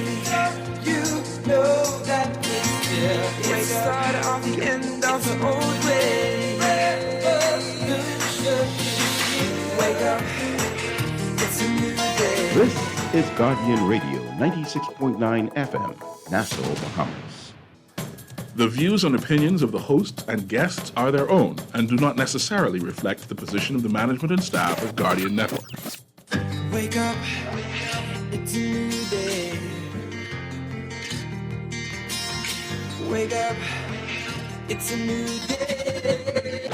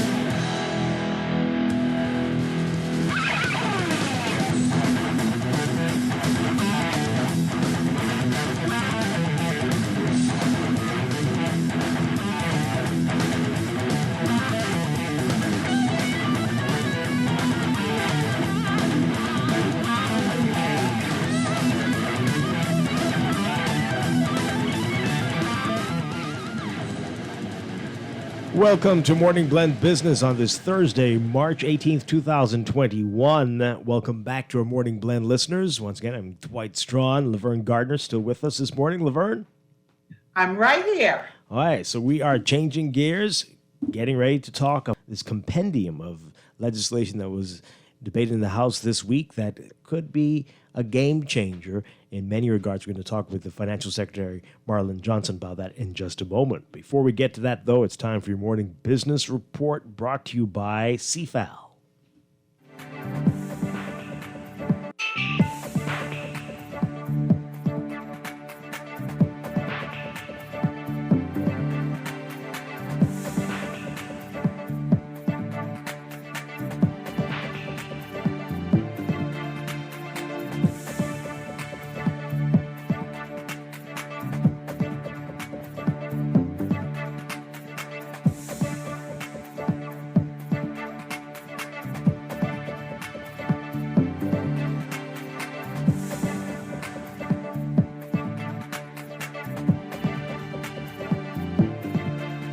In your morning business report, Bahamian small businesses will soon be able to raise up to $5 million through crowdfunding. New rules, which will soon be released by the Securities Commission of the Bahamas.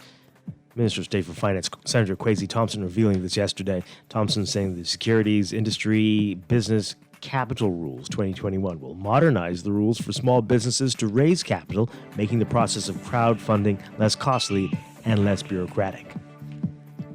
With Eleuthera's Jack's Bay luxury community now set to open sometime later this year, its CEO, Richard Browning, is urging the government to send vaccinations to Eleuthera and other family islands that cater to high-end visitors quickly to get the economy running sooner rather than later. The government received its first 20,000 doses of the Oxford AstraZeneca COVID-19 vaccine last week on Wednesday, a donation from the government of India, and began vaccinating healthcare workers this week. Prime Minister Dr. Hubert Minnis has not said how much or if any of these doses will be dispersed to the family islands. Browning says it would be easier to vaccinate smaller family island populations first to get the economy up and running.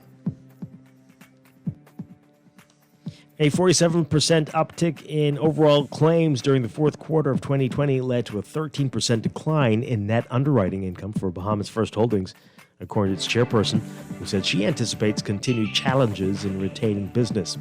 Alison Trico says that while BFH claims were trending positively for the first 3 quarters of the year, several fires in the Bahamas and an increase in health claims in the Cayman Islands led to the decline. She said that BFH's unaudited results for the year ending December 31st, 2020, noting the uptick of the use of general health services after restrictions were lifted in Cayman due to positive response to the pandemic. She says, as a result, net underwriting income for the quarter was down by 13%, and that quarter 4 saw a further decline in unrealized loss of investment of $0.5 million compared to a gain of $1.6 million in the prior year, accounting for a swing in quarter-on-quarter of $2.1 million. The prior quarter's loss was partially offset by an increase in other income of $1.2 million due to a loss on building revaluation recognized in 2019. And Airbnb is assisting Caribbean Tourism Organization's members, including the Bahamas, to market their products to the world through dedicated Airbnb landing pages and email and social media advertising. Airbnb announcing that this initiative is part of Airbnb's commitment to strengthen Caribbean communities through these tough times. Policy manager for Central America and the Caribbean, Carlos Munoz, saying that the company is eager to promote its product, which he contends is an important economic driver for the Bahamas and countries in the region. Overseas, the Federal Reserve of the U.S. foresees the economy accelerating quickly this year, yet still expects to keep its benchmark interest rate pinned near zero through 2023, despite concerns in financial markets about potentially higher inflation. With its brightening outlook, the Fed today, or Wednesday rather, significantly upgraded its forecast for growth and inflation. It now expects the economy to expand 6.5% this year, up sharply from its previous projection in December of 4.2%. And the Fed raised its forecast for inflation by the end of this year from 1.8% to 2.4% after years of chronically low price increases. The Fed also said it would continue its monthly purchases of $120 billion in bonds, which are intended to keep longer-term borrowing costs low. Closer to home in your Market Watch, recapping trading of the BISX from Wednesday, your market movers. AML Foods Limited moving 3,000 shares, closing up 4 cents to 4.80. CIBC First Caribbean Bank moving 2,000, down 45 cents to 9.75. Commonwealth Bank moving 450, closing unchanged to 2.80. Commonwealth Brewery moving 1,200, down 25 cents to 4.50. Consolidated Water down 3 cents to 2.85. Emira Incorporated up 7 cents to 10.95. The BISX All-Share Index closing at 1,911.06, down 26.8. That's your Market Watch, and that is your morning business report brought to you by CFAO, growing wealth for future generations.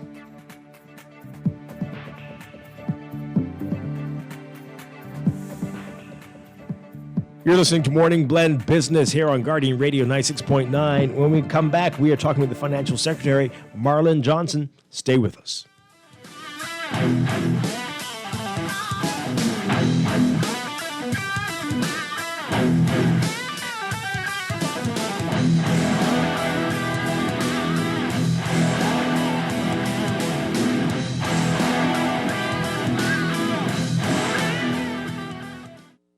Well, gal, can you believe this? We are now the patrol queens of the neighborhood. We now large and in charge. So we need to check out what's going on in everybody's yard. What about that gun that we know that Junior and his homeboys just ran out? Can we report that too? Of course we can. But we could be in deep trouble if they find out. We need to report what we see, Beulah. When you call Crime Stoppers, they just answer your call in Miami. So then we report everything?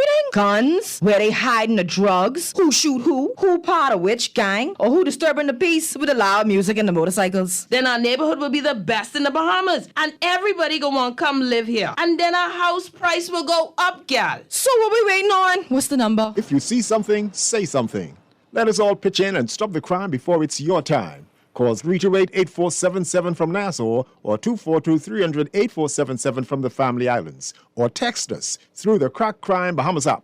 Stop the crime before it's your time. You invest in your children, your home, and your community. But are you investing in your financial future? At CFAL, we specialize in investment management, retirement planning, mutual funds, and private wealth management. Our team of experts never stops helping you plan for tomorrow. Because tomorrow begins today. Call us at 502-7010 to see what our financial advisors can do for you. CFAL, growing wealth for future generations. For the past 33 years, Great Commission Ministries has been defending the poor and hurting, feeding the hungry, and sheltering the homeless. We invite you to support our Live to Give program and make a difference in these challenging times. Become a donor by giving a one-time annual gift or a monthly donation of $50 or $100. Call Great Commission Ministries at 325-5801 for more details. Or visit our headquarters at 237 Wolf Road. Join Live to Give today. This public service announcement is proudly sponsored by this radio station. Boy, why you look so mashed up like clothes at the washer? No, boy, just a hard day, boy. Hard day? What happened? The breakfast lady ran out of tuna and gritsy. We need to start joking with everything, you know. This serious, boy. This real serious, boy. Boy, what's serious? Tell me. All right, well, today, boss gave us, boy, one big contract. And nobody else get a chance and nobody say nothing.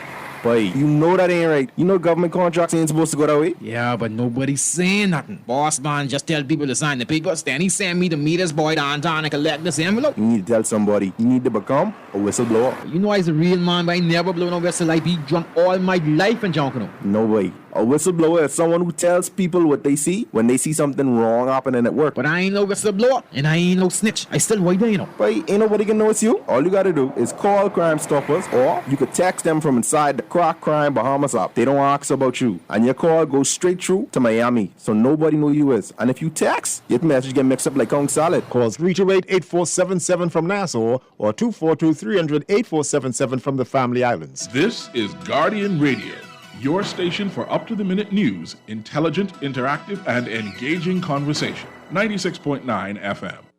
On my beach, let it shatter the walls for a new sun.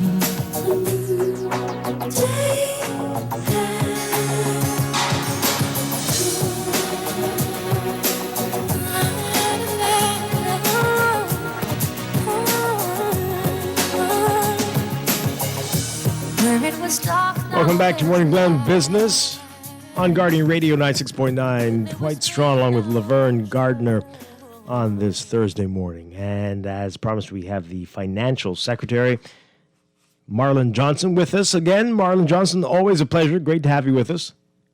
All right, good morning. How are you guys? Doing well. All right. So the Prime Minister is speaking about these new bills, declaring it as a new day as these financial bills have passed. We're talking about the Public Finance Management Bill, the Public Debt Management Bill, the Statistics Bill, and the Public Procurement Bill. And this is coming just a few days after the IDB complained about a weak public financial management system here. I guess complain about some of these same issues, I believe. Let's talk about it all, why this is necessary, then we can get specifically into what the IDB raised. But how much of a difference is this going to make, and who will be most impacted by all of this? Well, I can answer facetiously to say that I probably will be the one most impacted by all of this. Oh, boy. In different ways, all of these bills point back to me in some way. So but that's just my facetious answer. Okay. The truth is that for decades now, we've seen reported, and we've known as a country that many of our laws regarding public finances, procurement, were outdated and were insufficient. And so what you see, with that passed the House on Monday was really the culmination of years of development and recognition that things had to fundamentally change. So, we're replacing the Financial Administration and Audit Act that was, first passed in 1975. So it's a 46-year-old piece of legislation. And that's all the entire framework for managing accounting, for reporting on penalties, all those things related to how we manage the accountancy of government and the reporting on that changes. The Public Debt Management Bill enshrines in law certain elements around how we manage the public debt. The Statistics Bill abolishes the Department of Statistics and puts in its place a Statistics Institute, which will be an autonomous body deal with statistics.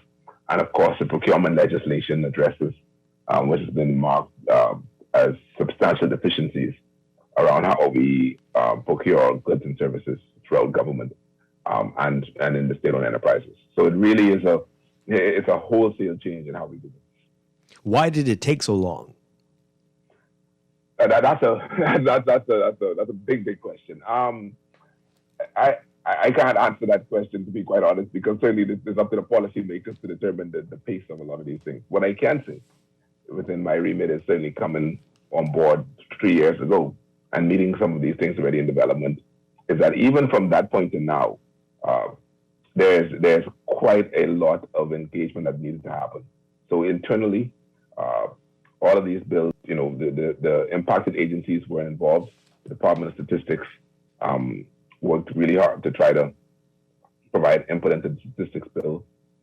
The procurement bill had to go through a lot of discussions internally. The Public Financial Management Bill, the Treasurer, the Auditor General, the Department of Internal Audit, and all of the stakeholder groups like BICA and a lot of those things, they were consulted. So that just took a lot of time to get done and to get done properly. And we've had, any number of iterations of the draft.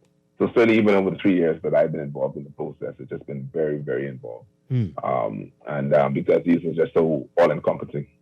All right, I want to bring... Sorry, I have a question. Yep. Sorry. Do you think that with this report coming out from the IDB, was that almost kind of like a further push? Because you said this has been 3 years in the making to get this done as quickly as possible. No. If you go back and you look at even our quarterly reports that the Ministry of Finance produce, the quarterly, fiscal snapshots and the fiscal strategy reports, you will see us referencing the progress in these bills. So while it was sort of timely that the report will come out, this was already in the works for some time. The consultation exercises, for example, the final consultation exercises happened during 2020. So these were well underway. These would have happened regardless of whether or not that report came out. I do want to read something from the report, though, and so I want you to talk about how things are going to change based on some of the things they highlighted. But they stated that annual financial statements do not meet international standards in terms of presentation or disclosure, and that this is a quote, there have been problems with reconciliations, and although Auditor Generals highlight weaknesses and breaches of the rules, response efforts have been limited, reflecting lack of accountability and low regard for the auditor's opinion. While key budget reports are prepared, public access and financial information. And they also state that while their evidence shows that the public financial management process and systems in the Caribbean in general are weak, it singled out the Bahamas and Suriname as having made some advancements, but still calling for this change to come. So let's talk about that. What are we expecting to see differently now as a result of the legislation? So speaking to that specifically, one of the things that is embedded in the legislation is a public, an audit committee that has to be established. By policy, the government established an audit committee last year, but the law this is now enshrined in the law so that there will be in place a audit review committee that will receive the internal audit reports, auditor general reports, and that will follow up with agencies, Ministry of Finance, whichever agency is the subject of the audit, and report on the progress. Because one of the things certainly I recognize as the rule was that although the reports were being generated, there was not a mechanism that ensured follow-up. So one of the key things in this new legislation is the enshrinement of an audit review committee that will have as its mandate the follow-up and the reporting on the progress of the agencies in putting these kinds of things in place. Secondly, one of the features of the Public Financial Management Bill is that it set timelines on agencies and state-owned enterprises in particular to report their audited statements. So I think for most entities, it's 4 months after the end of the fiscal year, they're required to submit their audited reports to Parliament. In the case of NIB, that remains at 6 months. Mm-hmm. And it gives the financial secretary the ability to be able to sanction, take some steps for agencies which do not do it. So, for instance, the Office of the Financial Secretary can require that, can send in an independent auditor into an enterprise that's late in putting their reports together just to see what's happening. So generally, the entire framework has changed to ensure that we get the reports. Because for years, as we all know, you've had some state-owned enterprises which have ended up being years behind. Yes. In producing the report. So the report speaks to that specifically and provides some steps to mitigate against that. So up to now, there had been no penalties. You could just hand in your report 10 years later, and that's just how it is? Yeah, well, that's simplified, but essentially, yeah. There was no defined sanction or there was no recourse for the Ministry of Finance or the Financial Secretary to insist or to send in auditors to make sure that it happens in the event that an agency doesn't want to do it. There are also rules in there that allows the minister to withhold the subventions to agencies which do not report and then that do not submit timely reports. So the new legislation does have quite a bit of tools and mechanisms that can encourage and incentivize to do the requisite reporting. And you'll see a lot of that in the legislation, the requirement to report. Mm-hmm. I'm of the who, like most people, that transparency is the best deodorant. And so to the extent to which you have reporting out in the public domain and gives persons like yourselves in the media, academics, the opposition parties and the like, the opportunity to really scrutinize what the government of the day is doing and to be able to offer the kind of critique that's necessary. Right. All right. So there's legislation, there's teeth now, but has the culture changed in these departments and ministries? What needed to be fixed to allow them to prepare this in a more timely manner? Has that changed? Well, that still has to be determined. So what will happen now that the legislation, once the Senate is passed the legislation and it's become law, what we are developing at the Ministry of Finance is really the awareness and onboarding process.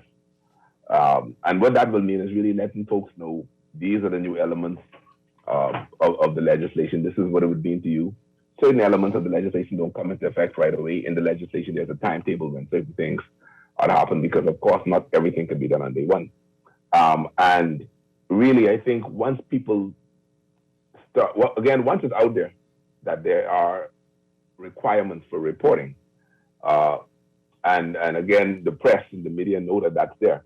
That is what's going to force the culture change because we all now, myself, all of the parties, realize that we have to have these reports out, and if we don't, the government will be taken to task to do it. So it will take some time to change some of the cultural elements. I don't think anyone of us is naive enough to think that it'll happen right away. But the legislation is what will start to drive that change in the culture. Mm-hmm. Well, let's talk about public procurement. This is a big one as well. Let's talk about what we expect will be the changes to come from this. Yeah, that to me is one of the most substantive changes in government. So there's a few things that the Public Procurement Board, which sort of makes recommendations, will now have persons from outside the government sitting on the board. So it will bring to bear some external civil society stakeholder perspective and openness into that process. All of the material contracts, whether it's from a state-owned enterprise or from central government, will have to be posted online. So if you have a job offer or contract of any sort, there is now an electronic portal that you will have to put it on. So all interested vendors and the general public will be able to see the jobs that are out there to be bidded on. The most substantive change to my mind is the fact that now all of the contract awards will have to be published.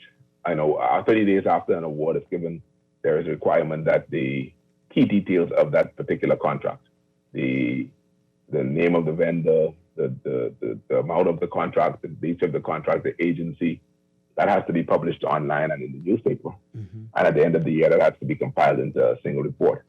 And of course, the process is also defined. So even if a vendor goes through a bidding process and feels that they have a material grievance, that they were disadvantaged in an unfair way, mm-hmm. they now have a recourse to be able to go back and to challenge the bidding process.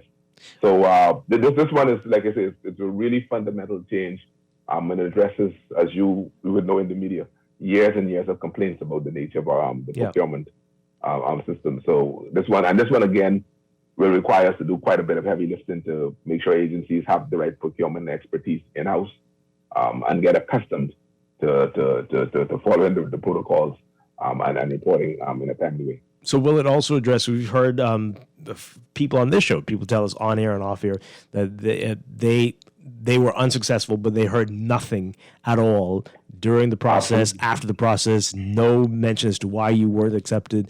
Will that be addressed as well? Yes, if you look through the bill, you'll see that part, that whole tender process is detailed. So, from the submission of the bids to the reporting of the bids to the timelines, and if you don't get a recourse, that was going to be amplified in the regulations, of course.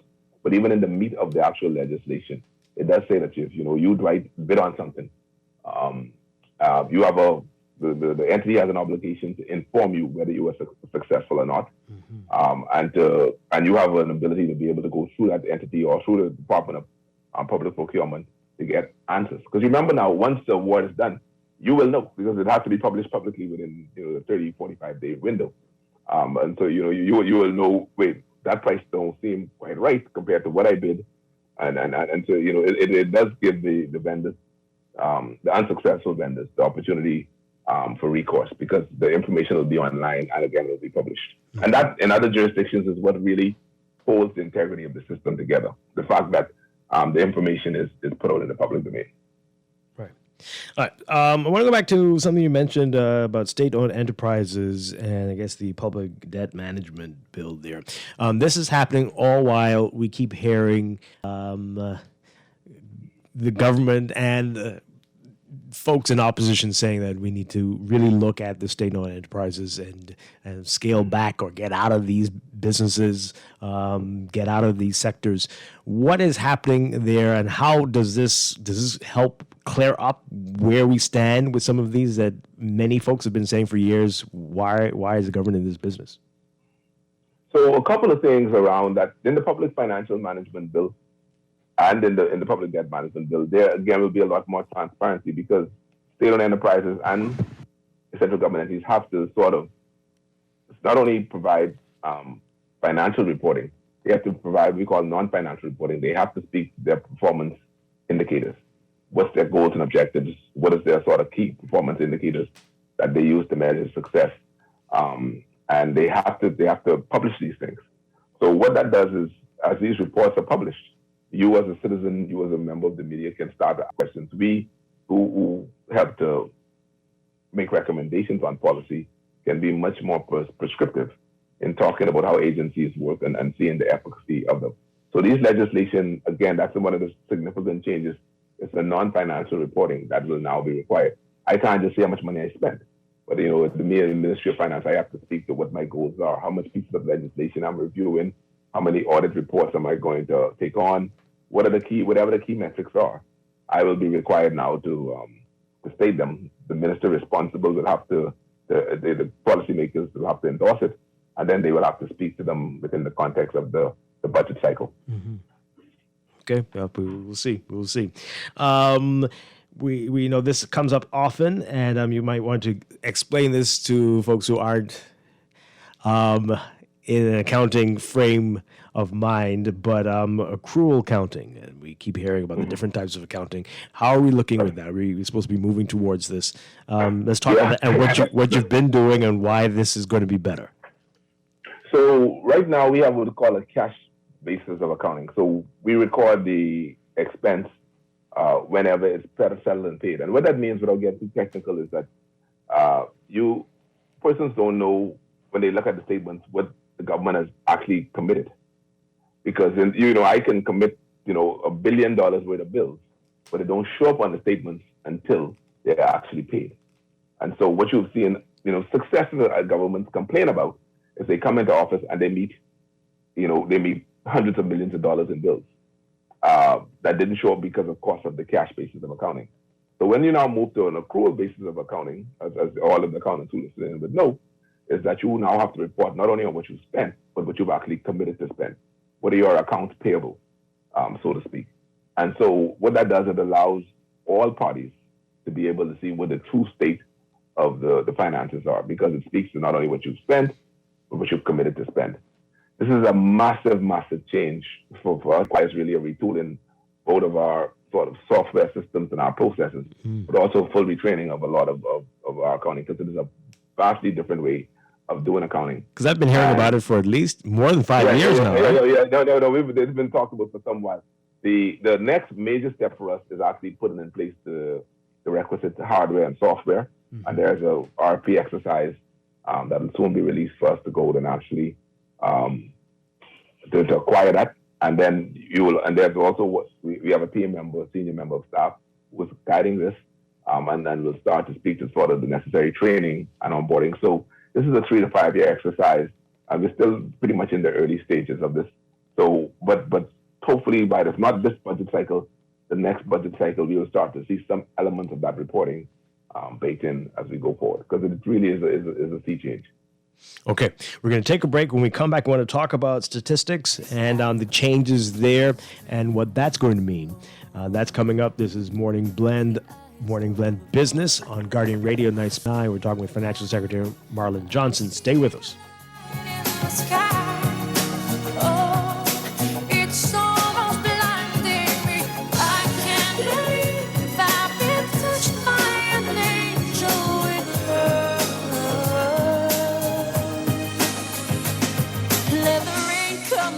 Always on the go? Missed the show? You can now listen to Guardian Radio talk shows anytime, anywhere on Spotify and YouTube by searching Guardian Radio 96.9 FM or by entering the name of your favorite show. You can also listen by logging on to GuardianTalkRadio.com and clicking on the podcast tab. Guardian Radio, continuing to provide you with fresh news and smart talk anywhere, anytime, all day. Screws and Fasteners World, Balfour Avenue and Palm Beach Street, has those hard-to-find fasteners for you right now. You can find stainless steel regular hex, carriage bolts, galvanized bolts, threaded rods, nails, self-tap screws, sex bolts, anchor bolts, turnbuckles, masonry tools, hand tools, and weed whacker strings. Check out the rope selection and car body fasteners, too. Special orders are welcome. It's your #1 fastener store. Screws and Fasteners World, Balfour Avenue and Palm Beach Streets. Call 326-1976. You invest in your children, your home, and your community. But are you investing in your financial future? At CFAL, we specialize in investment management, retirement planning, mutual funds, and private wealth management. Our team of experts never stops helping you plan for tomorrow. Because tomorrow begins today. Call us at 502-7010 to see what our financial advisors can do for you. CFAL, growing wealth for future generations. This is Guardian Radio 96.9 FM, Nassau, Bahamas.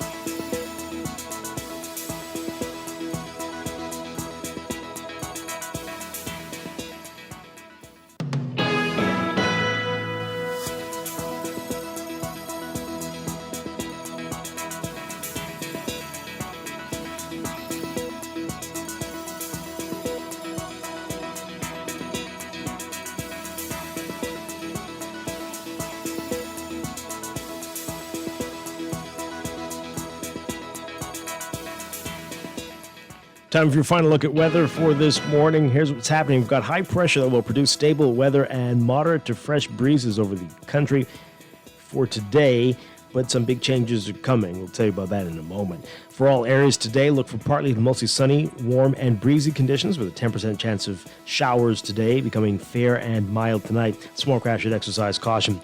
A warm day in store, highs getting up to 86 Fahrenheit, 30 Celsius. Overnight lows coming down to about 70 Fahrenheit, 21 Celsius.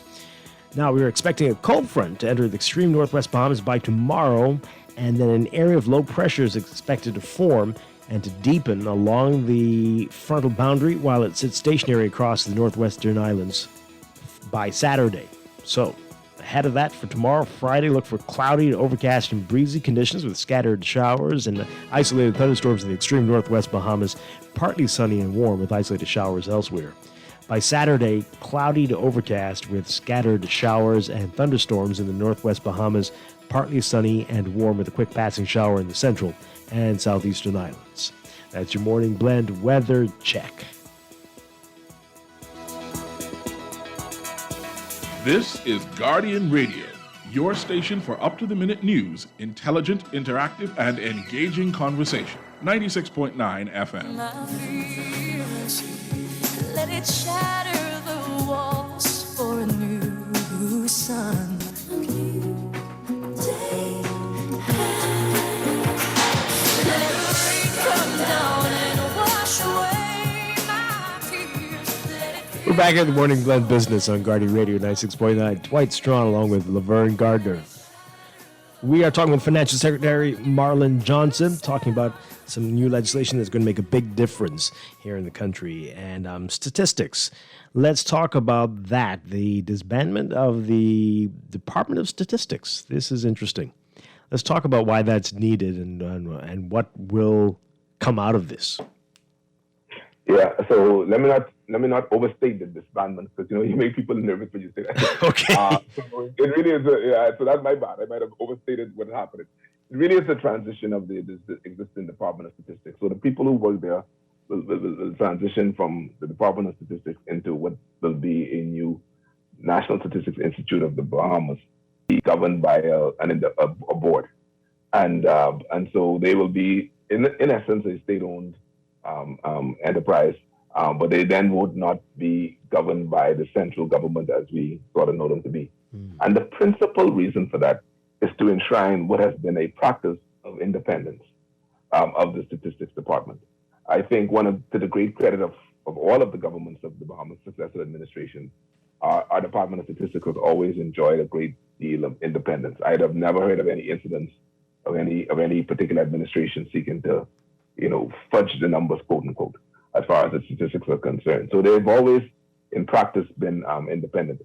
But by making it an institute and moving it, it also takes it even further removes the prospect of government interference, and it gives the institute a flexibility to be able to go and recruit and manage and raise their own funding by, as other statistics institutes do.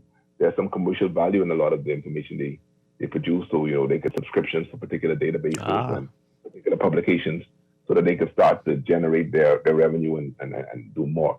And of course, it further expands and sort of crystallizes in law what are the national statistics, and gives that entity a little bit more power to compel businesses and entities to hand over information. For many years, we as a country, we've had a paucity of proper statistics. That's always been a knock, and that isn't the fault at all of the professionals at the Department of Statistics who are truly really good at what they do.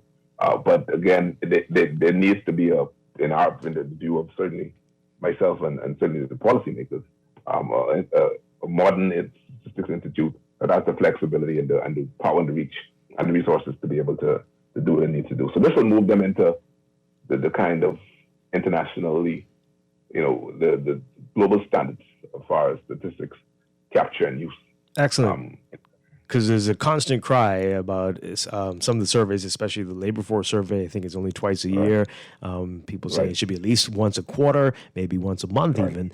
So likely, we with this, we are likely to see opportunities for them to have more of a budget and be able to do more frequent surveys.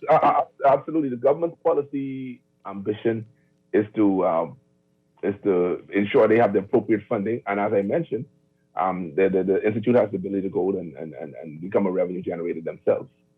So and they will have the flex, because they're an independent entity, to be able to go and recruit, outside of the sort of civil service structures, which again gives them some more flexibility to do kinds of things that they may need to do. And so I think I'm really excited about that. I'm a nerd at heart, and I love numbers, so they sort of pour into those kinds of things, look into insights. So I think in the coming years, we're going to see a very, very we're going to see a much more expanded and robust set of statistics. And as you pointed out, things like neighbor surveys, you want to see a much more happening more often. And outside of the reach of the central government, so the financial secretary would have anything to do with the numbers, or whether the institute produces them, and they'd be open for public scrutiny. I think that's also important as well, even in terms of perception, like you say. If they have if it's a more independent body, people are more likely to trust the numbers. But I also think it's important for the general public to understand, especially businesses, to understand their part in assisting with the statistics when the Department of Statistics actually calls for information. I find that a lot of people are reluctant because they don't maybe see it as important. And then when you want to find out statistics about a certain thing, then you say, we don't even have this information available. But, people beginning to understand how important it is to participate when statistics come calling or knocking and saying we're gathering information. Absolute awesome observation. That is the essence of it. And in the legislation, and this is something certainly the existing management and team there certainly made a very powerful point.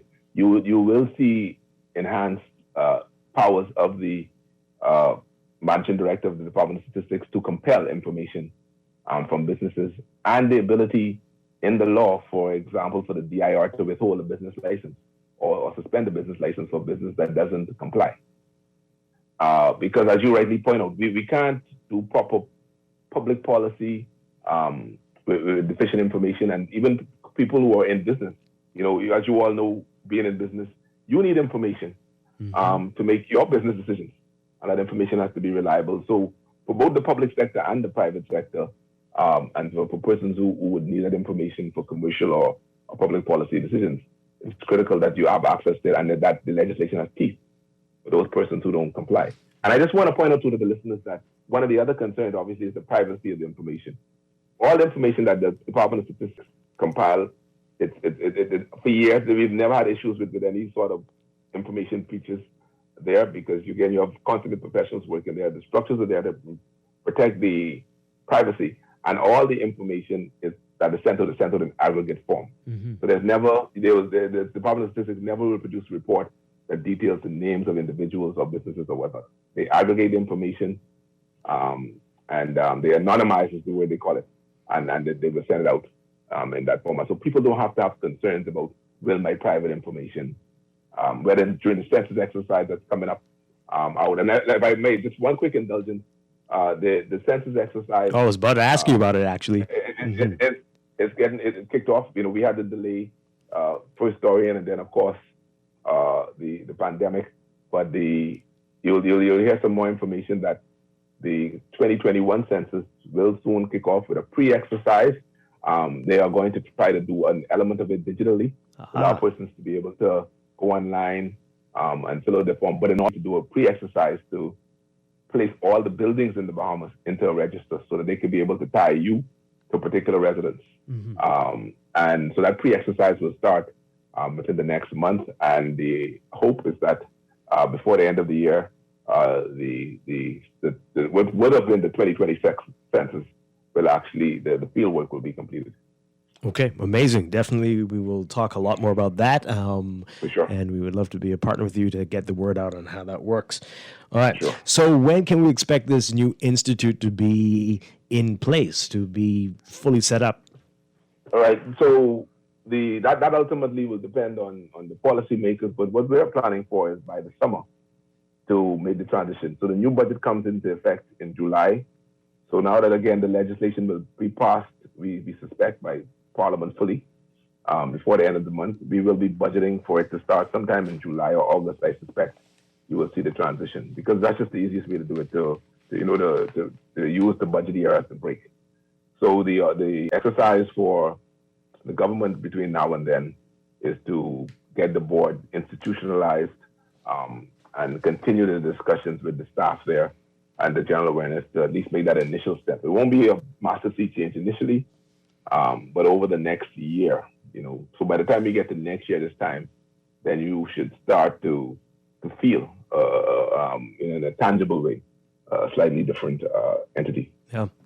That is very exciting stuff. Okay, we're getting a text message here. Somebody's asking with the contracts. Does this include all government contracts? For instance, PPPs to raise money for airports didn't go through a bidding process. Is that right? Why was that the case? When the law is enacted, will contracts be disclosed to the public retroactively? So the law only becomes into effect when it comes into effect. So it'll be from that point going forward. There's no retroactive clause in it. And yes, it will include things like public-private partnerships. There's a small group of contracts that don't get disclosed, those around security elements, where there's a secret. But even those, you have to disclose that there was a contract that the details of which is not enclosed. So there is a small carve-out for things that are related to national security, where the specific details won't be provided. But all other contracts will be published. And just to let people know, even within the body of this law, there is provisions for what's called sole source contracting. At times, people approach the government with an idea, with a concept, and that they have developed. So the government can, in those cases, initiate a vendor through sole sourcing. What this legislation does, it details when that is applicable, so that. And again, that still is subject to transparency, because you still have to publish the details. So people can ask the question, well, if you're getting paper, why are you sole sourcing paper when there are a dozen suppliers of paper? So there will be instances, and as in every government, where the government may decide to what we call sole source, to engage a person mechanism. So that isn't anomalous, but what's important is that it's reported. And so again, all the stakeholders can ask the right questions as to why this was done in this particular instance. I want to ask you, as we're running out of time, I want to ask you about what the State Minister for Finance, Kwesi Thompson, spoke about in the Senate yesterday, the Securities Industry Business Capital Rules legislation, and how this will help small businesses. Talk to us about that. Well, I'm very excited about that. This came out actually as I put it on one of my other caps now as the co-chair of the Economic Recovery Committee. One of the recommendations was for the government to accelerate the provisions to allow for crowdsourcing, junior stock market creation, and the like. So in essence, what this now does, it sets out a legal framework to allow for crowdsourcing. And what that means is that people can now find, small businesses in particular, can now go and raise capital in the open market, a lot easier. Because as it stands now, generally for business to go and raise capital, they have to be a certain amount of years, they have to operate, they have to have a certain amount of bank statements and all of these things. So it's really something that has been the purview of what we call the big boys, the established businesses. The crowdsourcing legislation allows for very nimble markets where a small business can go and raise $1 million, $2 million in capital. It lays out the rules. It has a very important rule that stops an individual outside investor from doing a hostile takeover, limit how much shares they can take in. So that's where the real excitement is that small businesses can go into the market and raise capital. And there are companies, I know one in particular, that have been seeking to do this for some time. So there are people out there interested. And so we have probably $800 million, I would guess, in unfunded business, in business opportunity. Wow. Meaning that, small businesses that have good ideas but don't have funding. And this has helped bridge that. So I'm excited to see how this pans out. and how this can help really provide a catalyst for small businesses and entrepreneurs who have good ideas but just don't have the capital. Now, I want to tell small business, when you go into these kinds of arrangements, someone is going to buy a significant stake in your company. Because I see sometimes small entrepreneurs, they want to get $1 million. They have $0. They want to get $1 million, but they only want to go 10% of the company. Right. And you have to explain to them that no, it don't work that way. Someone will come in, they're going to have to get a material stake in your company, probably the majority of the company, and it's only important that you understand and you have built into your agreement the rules for buying them back out as the business becomes mature. Majority, that's hard to hear though. Majority. Yeah, that's hard to hear, but people again just have to understand that this is how it works around the world. And the problem isn't someone owning a big stake in your business. The issue is that if you have this arrangement, but you don't have a built-in arrangement to be able to buy that person back out over time. But I always tell people it's much better to have 10% of a dollar than 100% of nothing. So you have to sort of approach it that way and understand that that's how small businesses get funded, and that's how they eventually become big businesses. And just make sure you lay the ground rules at the right way. But it's an exciting time for Bahamian small businesses and entrepreneurs as these new mechanisms mature and come to market. And I'm particularly pleased because, again, it was a recommendation of the ERC. Right. Got a minute left. The minister also spoke about tax reform study. You were on our first Morning Blend business show, and it came up that we haven't really done that much looking at the taxation system as a whole, just specific ones. But let's talk about that and how in-depth is the study going to be? Well, it's going to be a pretty fulsome review. I think several things need to happen. As I said when we spoke the first time, we need to understand the burden of taxation. Now, we kind of have an operating narrative. We need to test that. Who really pays taxes in the Bahamas, and then what quantums and where the relative burdens are. And then what would be the most efficient way for us to reform our taxes to meet the goals of actually getting in more revenue, but in a more equitable way. So it's going to be a fairly substantial exercise that I hope, if done right, I think can inform any future government. The current one, any other government that go along, and really coming up with an empirical way to address this. We all recognize that the tax reform is critical, and we all have our views, but I do think we need to have an empirical base to make our final determinations on. And when is this going to get underway? I keep making promises and never living up to them. So I'll be very judicious here. I would say by the summer, it'll be underway. We've had any number of times, go to May 4, we've had something happen. So that's put to the back burner. But I would suspect that by summer in earnest that you're going to see the study underway. And it will study corporate and please hold me to that. Okay. And it will study corporate and income and all the hot ones that people talk about. It will look at the full range of taxes and tax opportunities, real property tax, the current value-added tax, the prospects for business license tax, corporate tax, all these things. I think we need to have a full and robust review. And one of the interesting things I think we'll find, just sticking out there, is that 1/4 of our taxes probably paid by tourists who come to our country. Wow. And if that is true, then what does that mean for tax reform and tax burdens? So that's my working assumption, and I'll wait to see if that pans out. Okay, we're going to follow up with you on that one. Thank you very much. Marlon Johnson, always a pleasure. Thank you for being here this morning. Thank you so much. Appreciate the time. Okay. Laverne Gardner. Yes. Always a lot of fun. Always. We will talk again next week, and I'll be back tomorrow morning with more Morning Blend business right here at 9 o'clock following Morning Blend on Guardian Radio 96.9. Dwight Strachan, have a great day, everybody. On the clock next with Aaron Green.